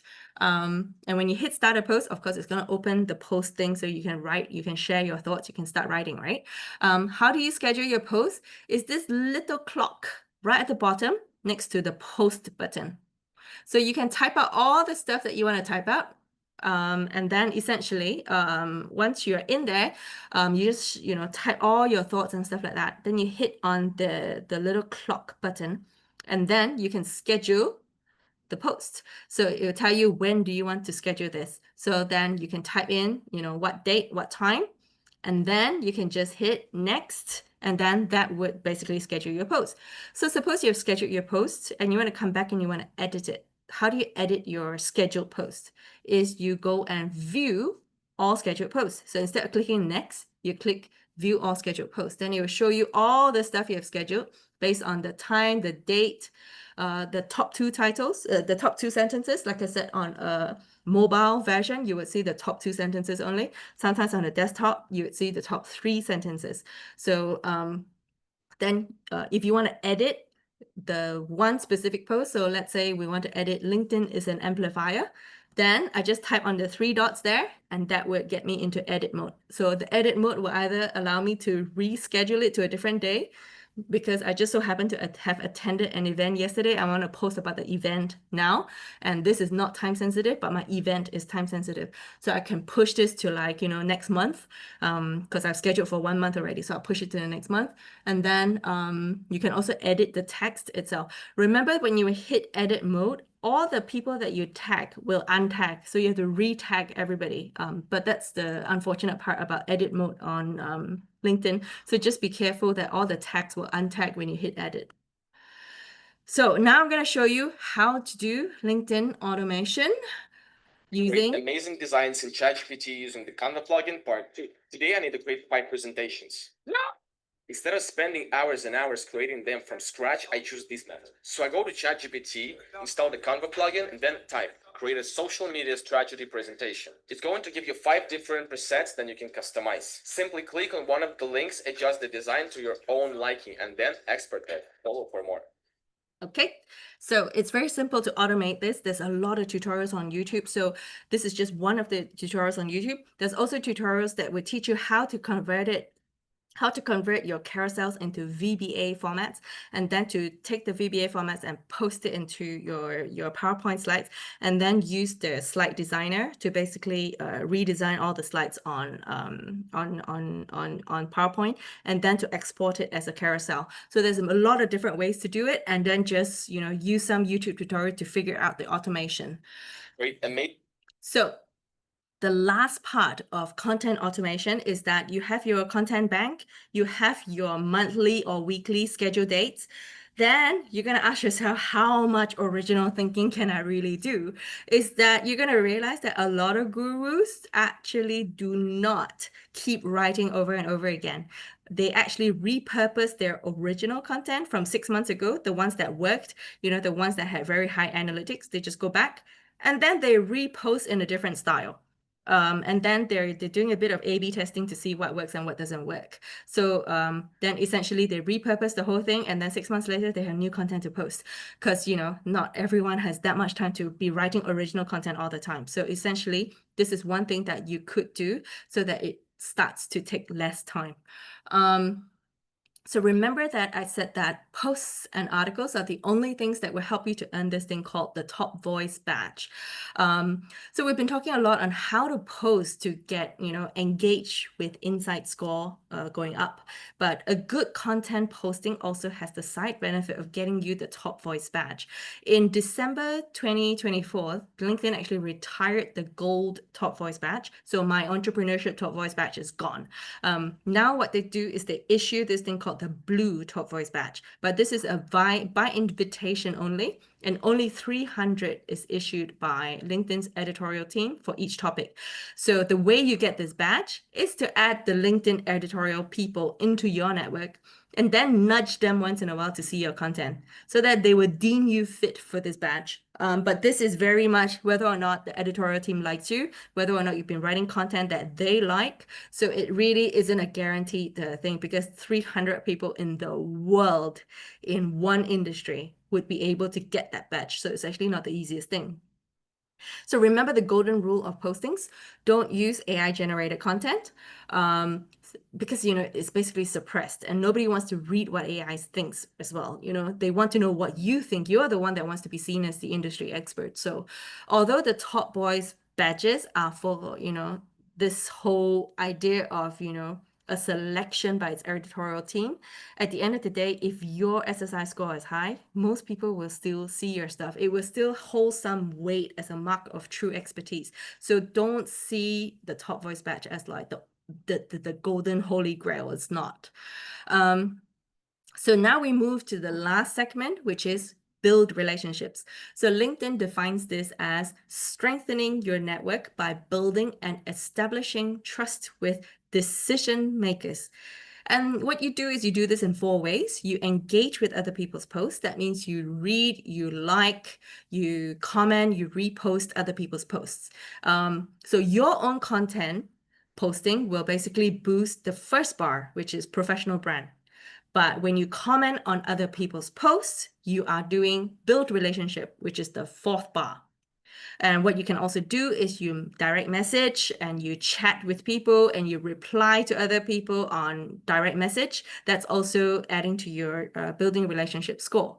You can also, go into your LinkedIn groups and you can comment within your LinkedIn groups. So if you have like LinkedIn mummy groups, even or LinkedIn, accountants of Singapore group, if you just like write in there to talk about the latest, change in accounting standards and stuff, you can go in there and talk, and that all contributes towards your build relationship score.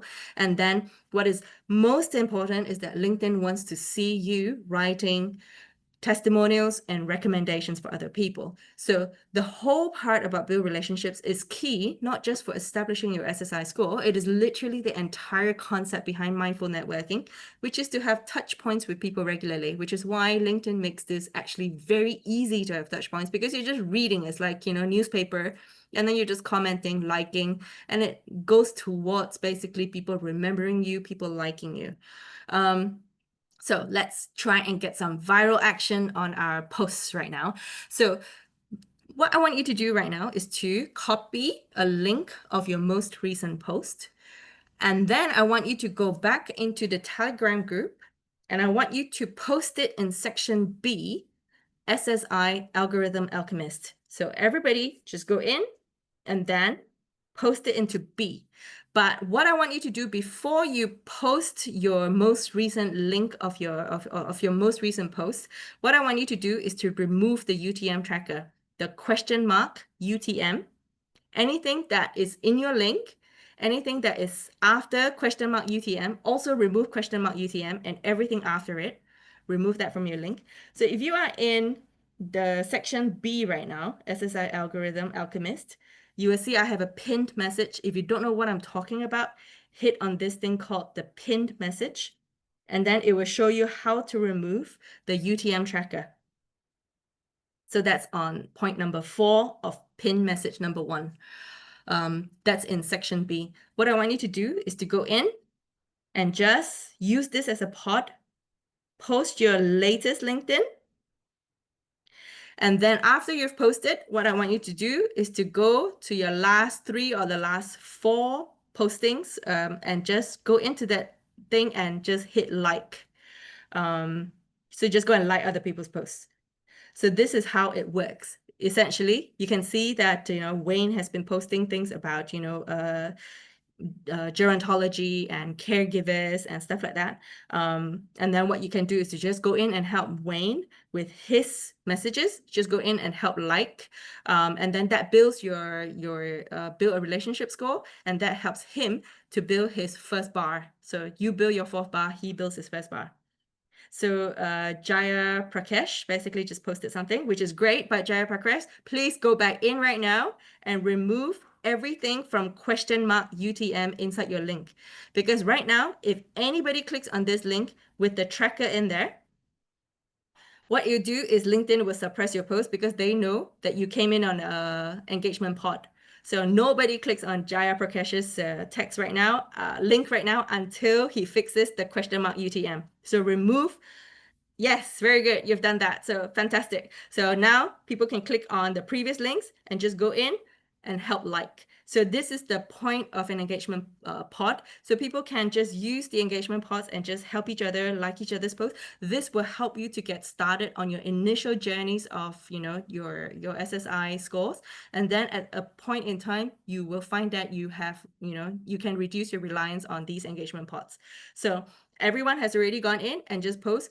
But what is very important is that you're going to realize that if you keep using engagement pods and you don't like other people's posts, but you insist that other people like your post, this is no quid pro quo. This is very, very, very bad. It doesn't build your reputation. It crushes your reputation. Just make sure that if you're going to be somebody that wants to use an engagement pod, make sure you are helping other people as well. So just, if you want 3 people to like your post, like 3 people's posts. So, just like as many as possible. There are some engagement pods that when you join, they say that you have to like everybody's post in one single day, and that those pods have like 100 to 300 posts per day. And I know that at the start when I was building my own SSI score, I was liking 100 posts a day, and commenting on 100 posts a day. So at some point in time, then I had reduced reliance on those engagement pods, and then I could go and do other stuff on my own. So you can use this up to a point where you can you'll be able to figure out sort of what you need to do in order to get to whatever score you want to do, but make sure that it is a quid pro quo situation. So right now, just go in and like other people's posts. When you have liked their posts, what you also do is you like the post on the algorithm, the SSI algorithm chat, so that you let them know that you have liked their post, so that when they see who has liked their post, they could then automatically go to that person's post and then quid pro quo back. So right now, if I were to go to Isabel's link and I just like Isabel's post, then once I go back to the Telegram group, I will also put a heart shape at the bottom of Isabel's post. So you can see now it says a heart shape with JL. So now Isabel knows that I had liked her post. So Isabel has to quid pro quo back to me, and then she has to come and like my post later. So this is kind of how an engagement pod works. So it's just basically everyone helping each other out just to get to a higher SSI score. Okay. So while you guys are doing that, I'm going to start moving on. So when you comment on a network of networks post instead of reposting, people that see their post also see your comments, and that increases your reach. So let's compare the likes here of, the likes and the post impressions of when I reposted this person's. So Stephanie wrote something about, Chabun Tek, and she's also a lawyer, and she saw this and she was, so shocked that, a male lawyer is basically saying that the victim caused herself to be raped and she couldn't tolerate it. So she wrote about this thing. And so what I did was I did a chaser. So what I did was I commented in her post, and immediately after commenting her post, I also reposted with my thoughts. So I basically reposted her post, and then I basically wanted to compare on an A/B testing to see what is the difference between when I comment in people's posts and when I am basically reposting this in my own network. And you realize that when a post is going, is trending, is what we call trending viral, then the original poster is now clicking and hitting like 100,000 impressions, maybe even 1 million impressions. You can always steal about 1% of those impressions. So just take a look at the 21-hour test. So 21 hours later, I went in and I just wanted to look at how many likes. So when I commented in her post, 19 people liked my comment. And then when I had my own basically post, it was only about 7 to 8 people that liked my comment. But the key difference here is the total impressions count. And that is when I posted in a viral post as a comment, basically there was like 5,000 plus people that saw this because I'm tapping on, remember, about 1% of her impressions. And then when I compare it to my little pathetic amount of, just a few hundred impressions after 21 hours, you realize that actually, when you are jumping on trending posts as a comment, you can actually tap on people's reputation. And this is when, you want to write Juliet Low resiliency speaker, and then people can see what you do, because that's, going to be the way that you're going to reach out to other people. From here, I'm trying to tell you at what point in time do you repost and at what point in time do you comment in posts. Remember that all you do is like, you can steal about 1% of the person's original post impressions.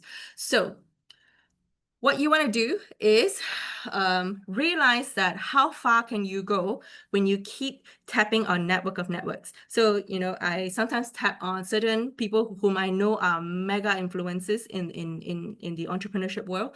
And so Julian Singh is one of those guys that I like to comment on his stuff because I realized that I get like 23,000 impressions just by making one very simple comment. And when I basically write this article, there were like, 20, 30 people that contacted me on DM saying that, you know what, your dad was very wise. I really appreciated that you write this. I never thought about this as like a risk management strategy. I used to think driving is just driving. I never thought that, this is the reason why rich people hire chauffeurs, so that was my comment.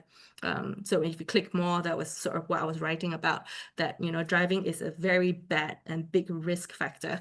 That's why now I don't really drive in Singapore. So essentially, that was essentially what I wrote, in this post. And then I can just get, almost 25,000, impressions just by writing a very simple short comment. And people can see me and people are texting me, people are adding me to their connections and networks.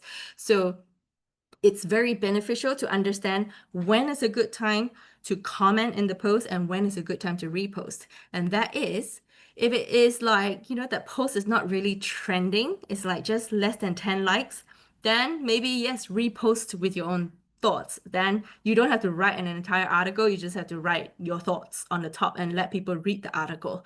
And also, if other people then repost your repost, then you're credited alongside with the original poster. So then your thoughts are also reposted. So what you like to do is that, if you don't have a lot of time to write, 10 posts per week, you can also repost other people's stuff. So if you realize that the original post is what is going trending viral, which means that they've already hit 100 plus likes, then it is extremely important that you comment in that post, especially when it is like people who are industry experts. And if you're commenting, either agreeing, disagreeing, but if you disagree, make sure you disagree respectfully. Then it's, essentially a good comment could get you even up to 10% of those impressions of the original post. And now you're sort of like putting yourself, head to head with the reputation of the poster by associating your name with their name. So it really helps, with respect to building yourself up as the industry expert. And like I said, again, the best social proof is to prove you're worthy. And so the best success stories are written by other people, not by you, right? So you can post about all your humble bragging in the world. It's not going to work if other people don't agree. So you need this thing called social proof. And social proof comes with recommendations, it comes with testimonials. So it should kind of start with, how you know each other, your take on other people and what they did. And what I want you to do is to do it for other people first. Then once you've done it, then request one in return. So it's a quid pro quo kind of situation. But of course, it's very different from, if you write, I remember I had this one situation where I asked someone to write a testimonial for me. And then because this guy attended my networking, class, and I said that if this really benefited you, and like you said, it's the best workshop you've ever attended, I really appreciate if you write the recommendation. And the guy looked at me and he said, yes, but then I will demand that you also write back a testimonial for me. But I look at him, I'm like, you are one in 300 people that I taught. So I do not know you. I don't know how to write you a recommendation. So sometimes you write it for other people, not expecting things in return. But when you start demanding things in return, it becomes a really weird situation where you really kill that relationship. So just be very careful to be more of a giving person. So if you've really attended something that really benefited you, write a social proof for that person in hopes that one day you can call back that favor in return. Because I do remember when people write, social proofs for me, and it really just shouldn't be this like 3 or 4 line generic posts. It doesn't build relationships. It really needs to be your most genuine feeling about, the other person, filled with a lot of examples of how you met, how that person made you feel, and what that person did for you. It builds a lot of credibility. It builds a lot of relationship. And also, when people are willing to do things for you, you are also willing to do things for them. Like I said, this is one of those things that when you give people social proof, you will get back, that favor in return. So if you run a freelance or a business situation, you may want to mandate that 1% of rebate on your services or your next invoice if the client provides at least like 4 times testimonial from various directors on LinkedIn, or to give you video testimonials, or to allow their use of logos on your deck when you go out to basically do more business and stuff like that. So you can actually give people financial rebates if they give you social proof. So there's also different ways around this. And what I like when it comes to sending people messages is, please don't send a one-liner first message. It's like, oh, great connecting. Yeah, sure. If I'm texting you great connecting, it's because I think this is a waste of time. But I'll still say great connecting. But what I also don't want you to do is to send a full EDM on a first message, right? Because that's the fastest way to get yourself blocked or reported. So you don't want to come across as too salesy. So what is good is just keep it very short, very simple, keep it to about 3 to 4 lines, and just, basically just say, be as genuine as you can to say that, hey, I'm just asking a question. What do you think? So this was when we were looking for remittance companies to partner with us for mates remittance to their home country. So I was just like, hey, I was just thinking whether or not this is something that you might be interested in. Looking forward to chat further. Very, very short. What I'm not going to send is this. Oh, I am this. We have done this, and this is some of your biggest challenges that I think I can solve. It's like, don't do that. Don't turn this into a whole EDM. So in mail and stuff, just keep it to maximum 50 to 100 words. Don't sell something now if possible. Build a relationship first. But if you have to just do something now, just go straight into just being as genuine as possible. Don't social proof your text message, social proof your profile. Don't social proof your text message, because it doesn't go anywhere. I know that there's a lot of gurus that will teach people to say, oh, I have done like 50x, whatever, and 20x, whatever, and 30% increment in this. Don't send that as first message. It's a huge turnoff, and people just cancel you at the end of the day. So just make sure that, you send simple catered messages that look like you had read their post, or, you had read their profile. And, sometimes you can thank them for the connection and just say that, hey, I just saw that you attended SFF. I was just wondering, what do you think of, SFF? Or, I just saw that you attended Switch. What do you think of the event? That's all, just come in on that and just say that, I know that you did this. What do you think? So those are usually very good messages to start with. I want to end off this thing with this, which is, with networking, if you are the smartest person in the room, you are in the wrong room, because you're learning from nobody. So don't be the top monkey in your clan. Just make sure that you don't aim for the 1%, that you're just getting close enough. So your self-worth is not defined by 1%. Don't turn this into another Singapore O-level exam, or like A-level exams that you have to achieve 1%. Otherwise, you feel your self-worth is all over the place. Higher SSI scores will get your content reaching more of the right people, but don't live like as if you're some influencer. The only thing I will say to you is just, use it to establish your reputation as an industry expert, so that jobs, partnerships, sales can find you. What I want you to focus on is, don't get blocked, don't get reported, because this is serious. Once you're reported or blocked in LinkedIn, LinkedIn is one of the hardest platforms to recover from. Usually people just start all over again. So if people are not responding, find another way to reach them. Don't keep pushing your boundaries and looking too salesy. How do you know if you've gone viral? Is essentially when you know that LinkedIn is pushing your stuff out to third-level networks and beyond countries that you even have thought about.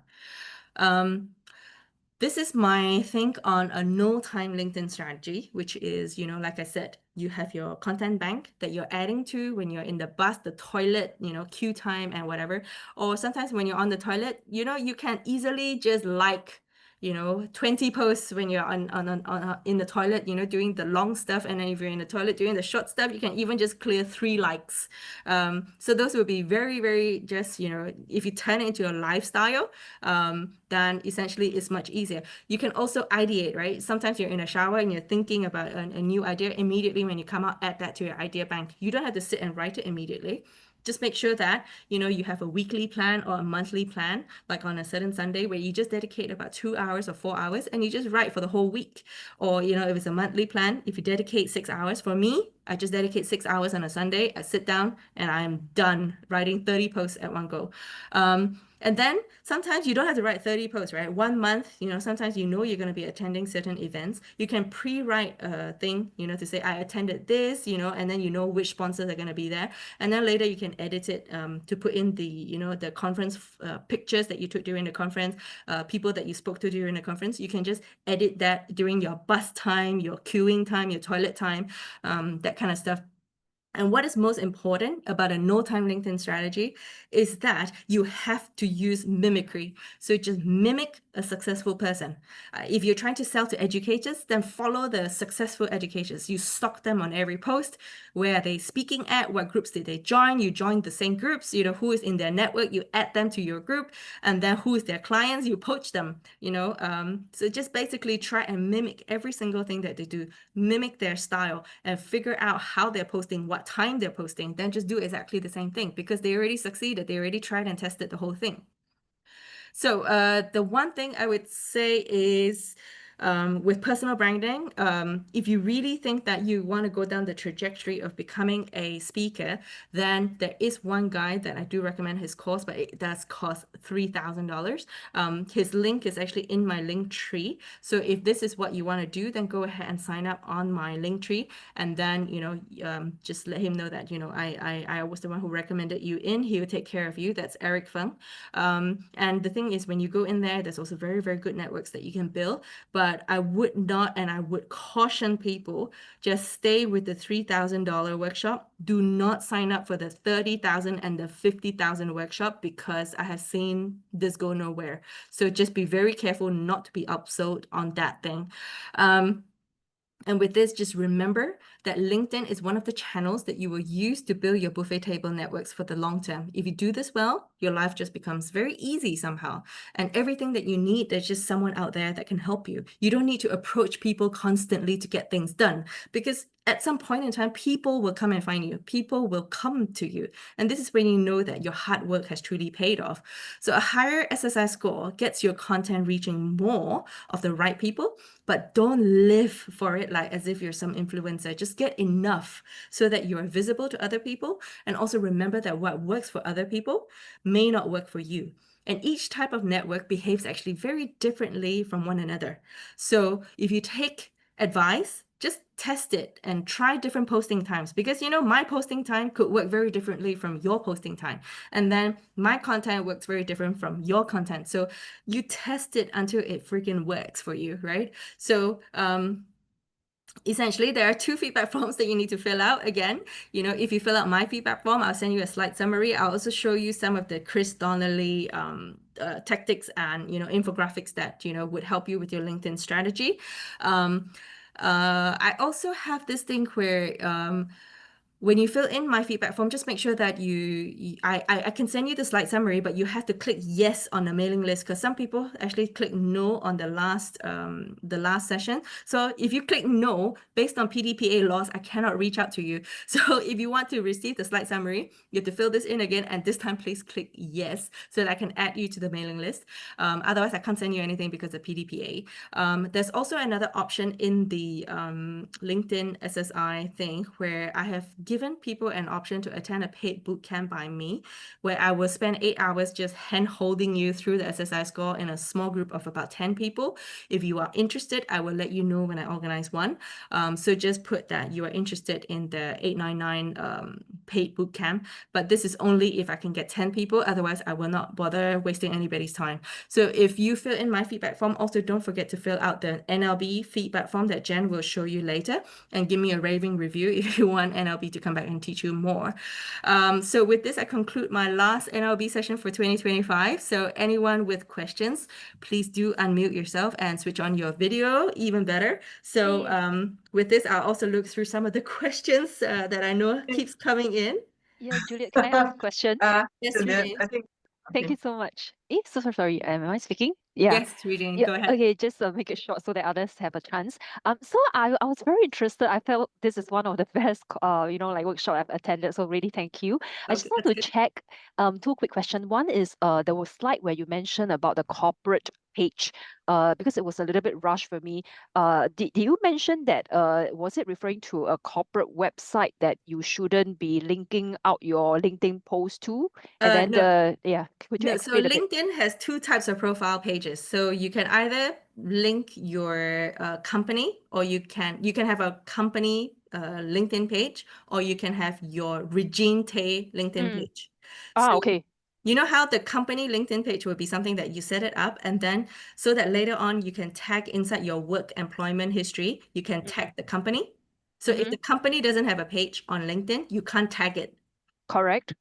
And Um, you were saying in that slide specifically, what about that corporate page? so if you want to, so for example, okay, I'll use me, right? And Made Without Borders, for example. If I Mm. am posting the same post and I post on Made Without Borders, then I post the same post on my personal page, which is the one that's going to get traction. Personal. Correct. So my personal one will get 100,000 post impressions, and then my corporate page will only get five. I see. So Oh, what that's I the do, algorithm. yes. So what I do is I use my personal page algorithm. So I do the posting. Then my corporate page will repost so that it shows up inside our our branding for corporate. Do you So understand? that corporate, I understand. So the corporate LinkedIn page would repost the Juliet Low's Yes, correct. personal post. I Correct. got it. So the other quick question was you also mentioned I forgot my question. You also mentioned about you did some testing about hashtag. You know, there's this post Mm, that got mm, viral and then there was a mm. lot of hashtag, and Yes. then later on you remove it. Like how do you know that? And when you remove it, was that same aged post like increasing in virality? Like how do you know that it actually was the result of I many do, hashtag? Regine, if you're on my system, you will start seeing sometimes that the same post repeats 3, 4 times. Because I'm doing a lot of A/B testing. And then I I'm see. posting, and then the next Tuesday I'm posting the same post, and then in a different style. Okay, so Different you photo, different format. So you will see that sometimes I'm running my A/B testing because I'm writing for this workshop. So I wanna be able to screenshot. This is what happened when I did this. This is what happened when mm, I did this. So it's mm, like, sometimes it's like after I tested enough, then I realized that, and also when you start reading about it as well, so sometimes I just go to ChatGPT, how many hashtags before LinkedIn suppresses my mm. post, and then ChatGPT will tell you the answer is 3. Understand. So you didn't specifically tweak the old post and then check No, check it later, right? You no. actually do another new testing on it. Yes, Okay, yes. got it. Thank you so Because much, Juliet. LinkedIn, the first 3 days is the one that decides whether or not people see it. Exactly. So I was wondering, even if you test on a later day, it might be Yeah. because it's No, already aged. Okay, no. I got it. just I just repost a new one. Thank Yeah. you so much, Juliet. No Okay. problem, Regine. Anybody else?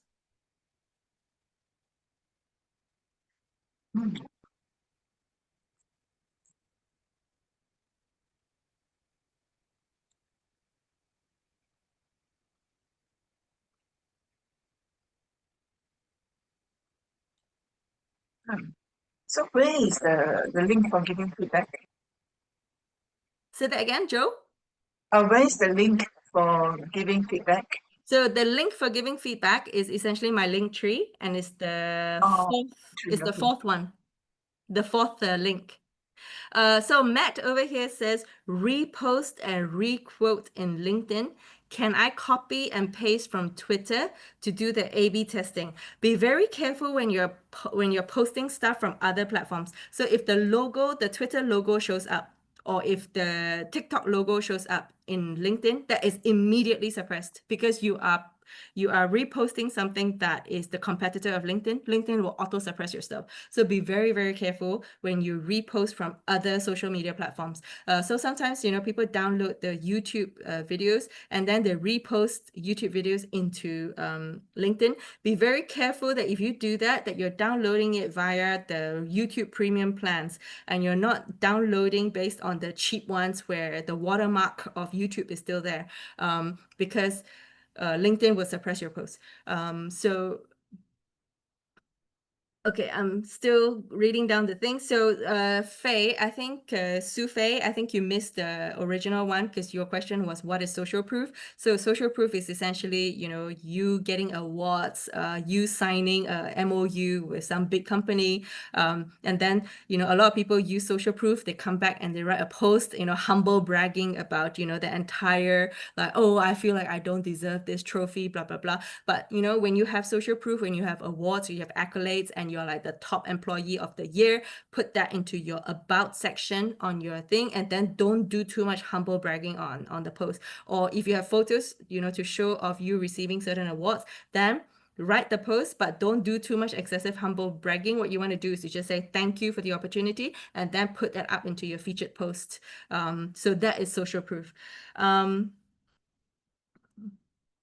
So, Vandana, you said must like and comment also, or just liking is okay. So, you know how, you have the like, you have the heart, you have the celebrate.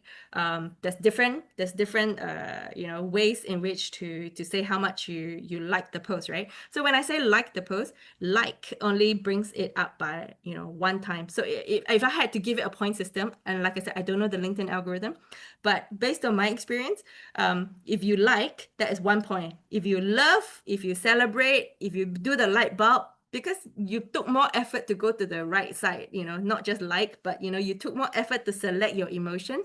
To me, LinkedIn feels like they're actually giving that more points. So if you had to go and like the people in the section B of Telegram group SSS algorithm, if you just go in and like people's posts, just do me a favor, don't just like love it, or celebrate it, or put like light bulb, so that instead of 1 point, they maybe get 1.2 points or something like that. And then when you comment, it is maybe 3 to 5 points. So if it's a short 1-line comment, maybe it's 3 points. And if it's like a super long comment, it's like maybe 5 or 6 points. And then if you share, or if you repost, or if you just share, they tend to have the highest amount of points. It would maybe be like 20 points.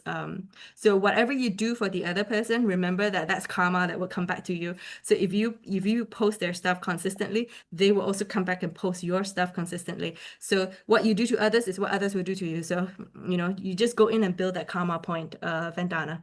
All right, thank you so much, Juliet. I've got one question more. Is it important to get onto the premium account? I wouldn't say important. I would say you pay for access, right? I had LinkedIn Premium for about a year, and then I very recently came off LinkedIn Premium, and I just wanted to just do A/B testing, right? On, sort of what's the difference. When I had LinkedIn Premium, there were certain privileges. I had a certain amount of LinkedIn in-mail credits that I could use to in-mail other people. Without it, I have to pay for in-mail separately. But to me, it's not that important as well, because I never really send email to people when I connect with them. But what I realized is that with LinkedIn Premium, I can see who visited my profile page, and that's when I go and connect with people, and that has the highest conversion rates. So it really depends on whether or not you have, like, is this spare change to you? If it's spare change to you, of course it's going to get you a benefit. But I wouldn't say that you need it. The difference between LinkedIn Premium and normal basic LinkedIn is really not that big. But if you're willing to really spend that money, get Sales Navigator. Thank you so much. I really No appreciate it. problem. By the way, great presentation. I Oh, thoroughly thank enjoyed you, myself. Vandana. Thank you so Thank much. you. All right, I just want to make sure that I'm getting to the questions, because there's a lot. So if you want to make sure that your questions are answered, just ask me physically so I can jump on it already. Otherwise, I'm just getting through a lot of text right now. Maybe just another question again, which I asked earlier, Yes. Juliet. What is exactly impression, and how does it work towards your favor? Say that again. What is? What is impressions? And how Post do they? impressions. Yeah. Post impressions is just that your post showed up when people were scrolling their feeds. Okay. So it has a time in which either people dwelled on it for a while and then let it go, and then they essentially looked at the next post. So post impressions could be people also clicking into your post to read it, or people coming into your post to read it, or they're reading someone else's comment and accidentally also saw your post. Okay, got it. Thank you. No problem. So VT here asks, is it good to use emojis in posts? I use a lot of emojis in my posts, but if you use like excessive amounts of emojis, I think like maybe about 8 would be good, but don't use more than 8. I feel that when I use emojis, it's good for bullet points, and it just looks a little bit nicer because you have line breaks and stuff. So I personally use emojis, but it depends. It's very industry specific. Like people who work in biotech, they really hate emojis. I don't know why. So it really depends on your industry. If you're in research, then of course they just like to see, words and, pictures and stuff don't do so much for them. So it really depends. Just test it and see if, what works for you and what doesn't. But for me, I use emojis a lot for bullet points and it really helps. Shi'en basically says, do you need to give credit to your posting if you use other sources? I try to, but the way that you give credit, just make sure that you don't end up tagging an external link where LinkedIn will suppress your post. So don't say that, oh, I picked this up on straitstimes.com. And the way that you write the .com, automatically once that becomes a link, then essentially your post is suppressed. So just be very careful about giving credit. You can also give credit just by writing out the name, but not tagging the person, because sometimes people don't like you to just wholesale take their stuff. But of course, I like to credit them, but I just put the name on without tagging it to their page or anything. Like, Yes, Edward, Shu? can I ask a question? So right now on this LinkedIn Sales Navigator thing, I realized that the role I am given on this people in your industry section is wrong, but my industry is correct. Is there a way to change like my role? Yeah, you just go to your profile page and you just hit edit profile, and then you can change your industry. Oh no, my industry is correct, but my role is wrong. Oh, your role is wrong, then you have to change your work history. Oh, work history. Okay, thank you. Okay, no problem. So over here, Matt Yup is asking if Carousel is free or paid feature.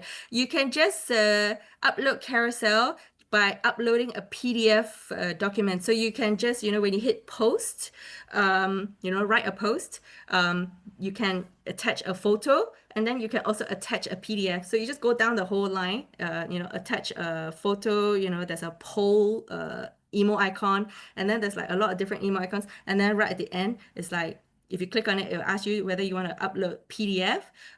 Carousel is basically a PowerPoint that has been converted to a PDF. So it's definitely free. You can do it even with the free version of LinkedIn.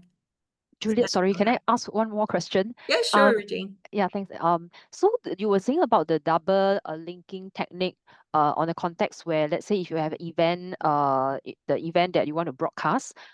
So were you saying like the first post, you just do a simple event details? That's it, right? Yeah, And I just write the event. I just, keep it very simple and knowing that it's going to go to the grave to die. okay. It's And then the a sacrificial lamb. okay. And then the second post, why is the second post needed? Because the second post, you want your event to be publicized, right? So So you you have to just do a publish. reminder. Yeah, so you just do a reminder to say, hey, remember to sign up. This is going to be happening. Then you tag the post. So that people who, because the second post is also likely to have low impression, right? Just like your first post. So the No, effect no, of it doing will that. not have low impression because you are pointing to a link that is internal to LinkedIn, and they're okay with it. They're okay to internal links.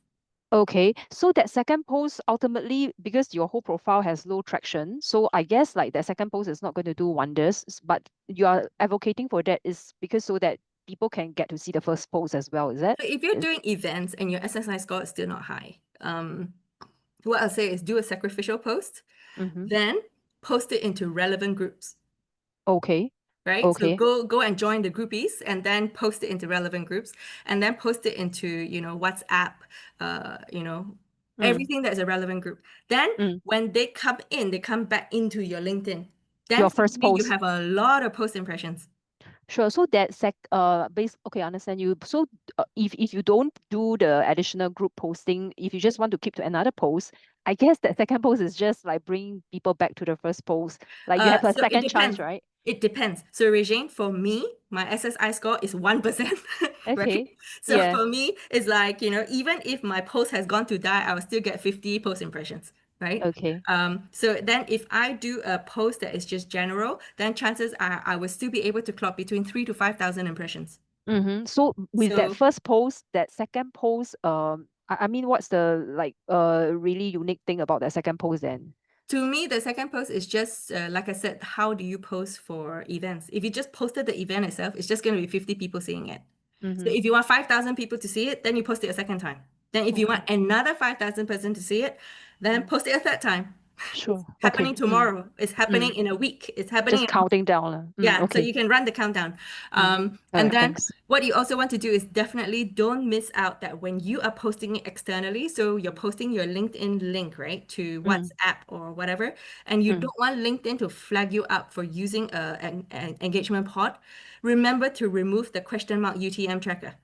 Okay, got it. Okay, Okay. And so they actually know that I mean the engagement pod you're saying is like a group for people to like other people's posts, is it? so those are engagement pods, but sometimes you join like for me, if I'm like doing like a Made Without Borders caregiver seminar, then I want to send it to caregiver groups, right? I want to go and send it to dementia caregivers, autism caregivers. So what I do is I just send it to them, but they're not engagement pods. But I also don't want LinkedIn to track it. So I would kill the UTM trackers. Okay, got it. Thanks. All right, Jen, I don't know, we're running out of time. Is there anyone with burning questions to ask? Because there's a lot of questions in here. If I can't get to your questions, please, go ahead and send me a DM on LinkedIn, and I'll do my absolute best to respond to it. Over here, I think like I've already answered most of the questions you had. How do you create your LinkedIn QR code? Your LinkedIn QR code, you go to your phone. So I do this on a mobile phone version. So, I can't show you my mobile phone. So go to your LinkedIn mobile phone, click on the search bar. So there's a search bar up there. Oops. So click on the search bar. Then just below the search bar, do you see like a QR code looking icon? So there's a QR code looking icon. Click on that. It's next to show all.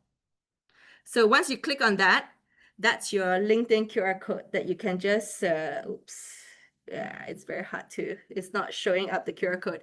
But essentially, then you can screenshot the QR code directly from your phone. Sharon, so that was your question. How do you create your own LinkedIn QR code? You don't have to. It's already on your mobile phone.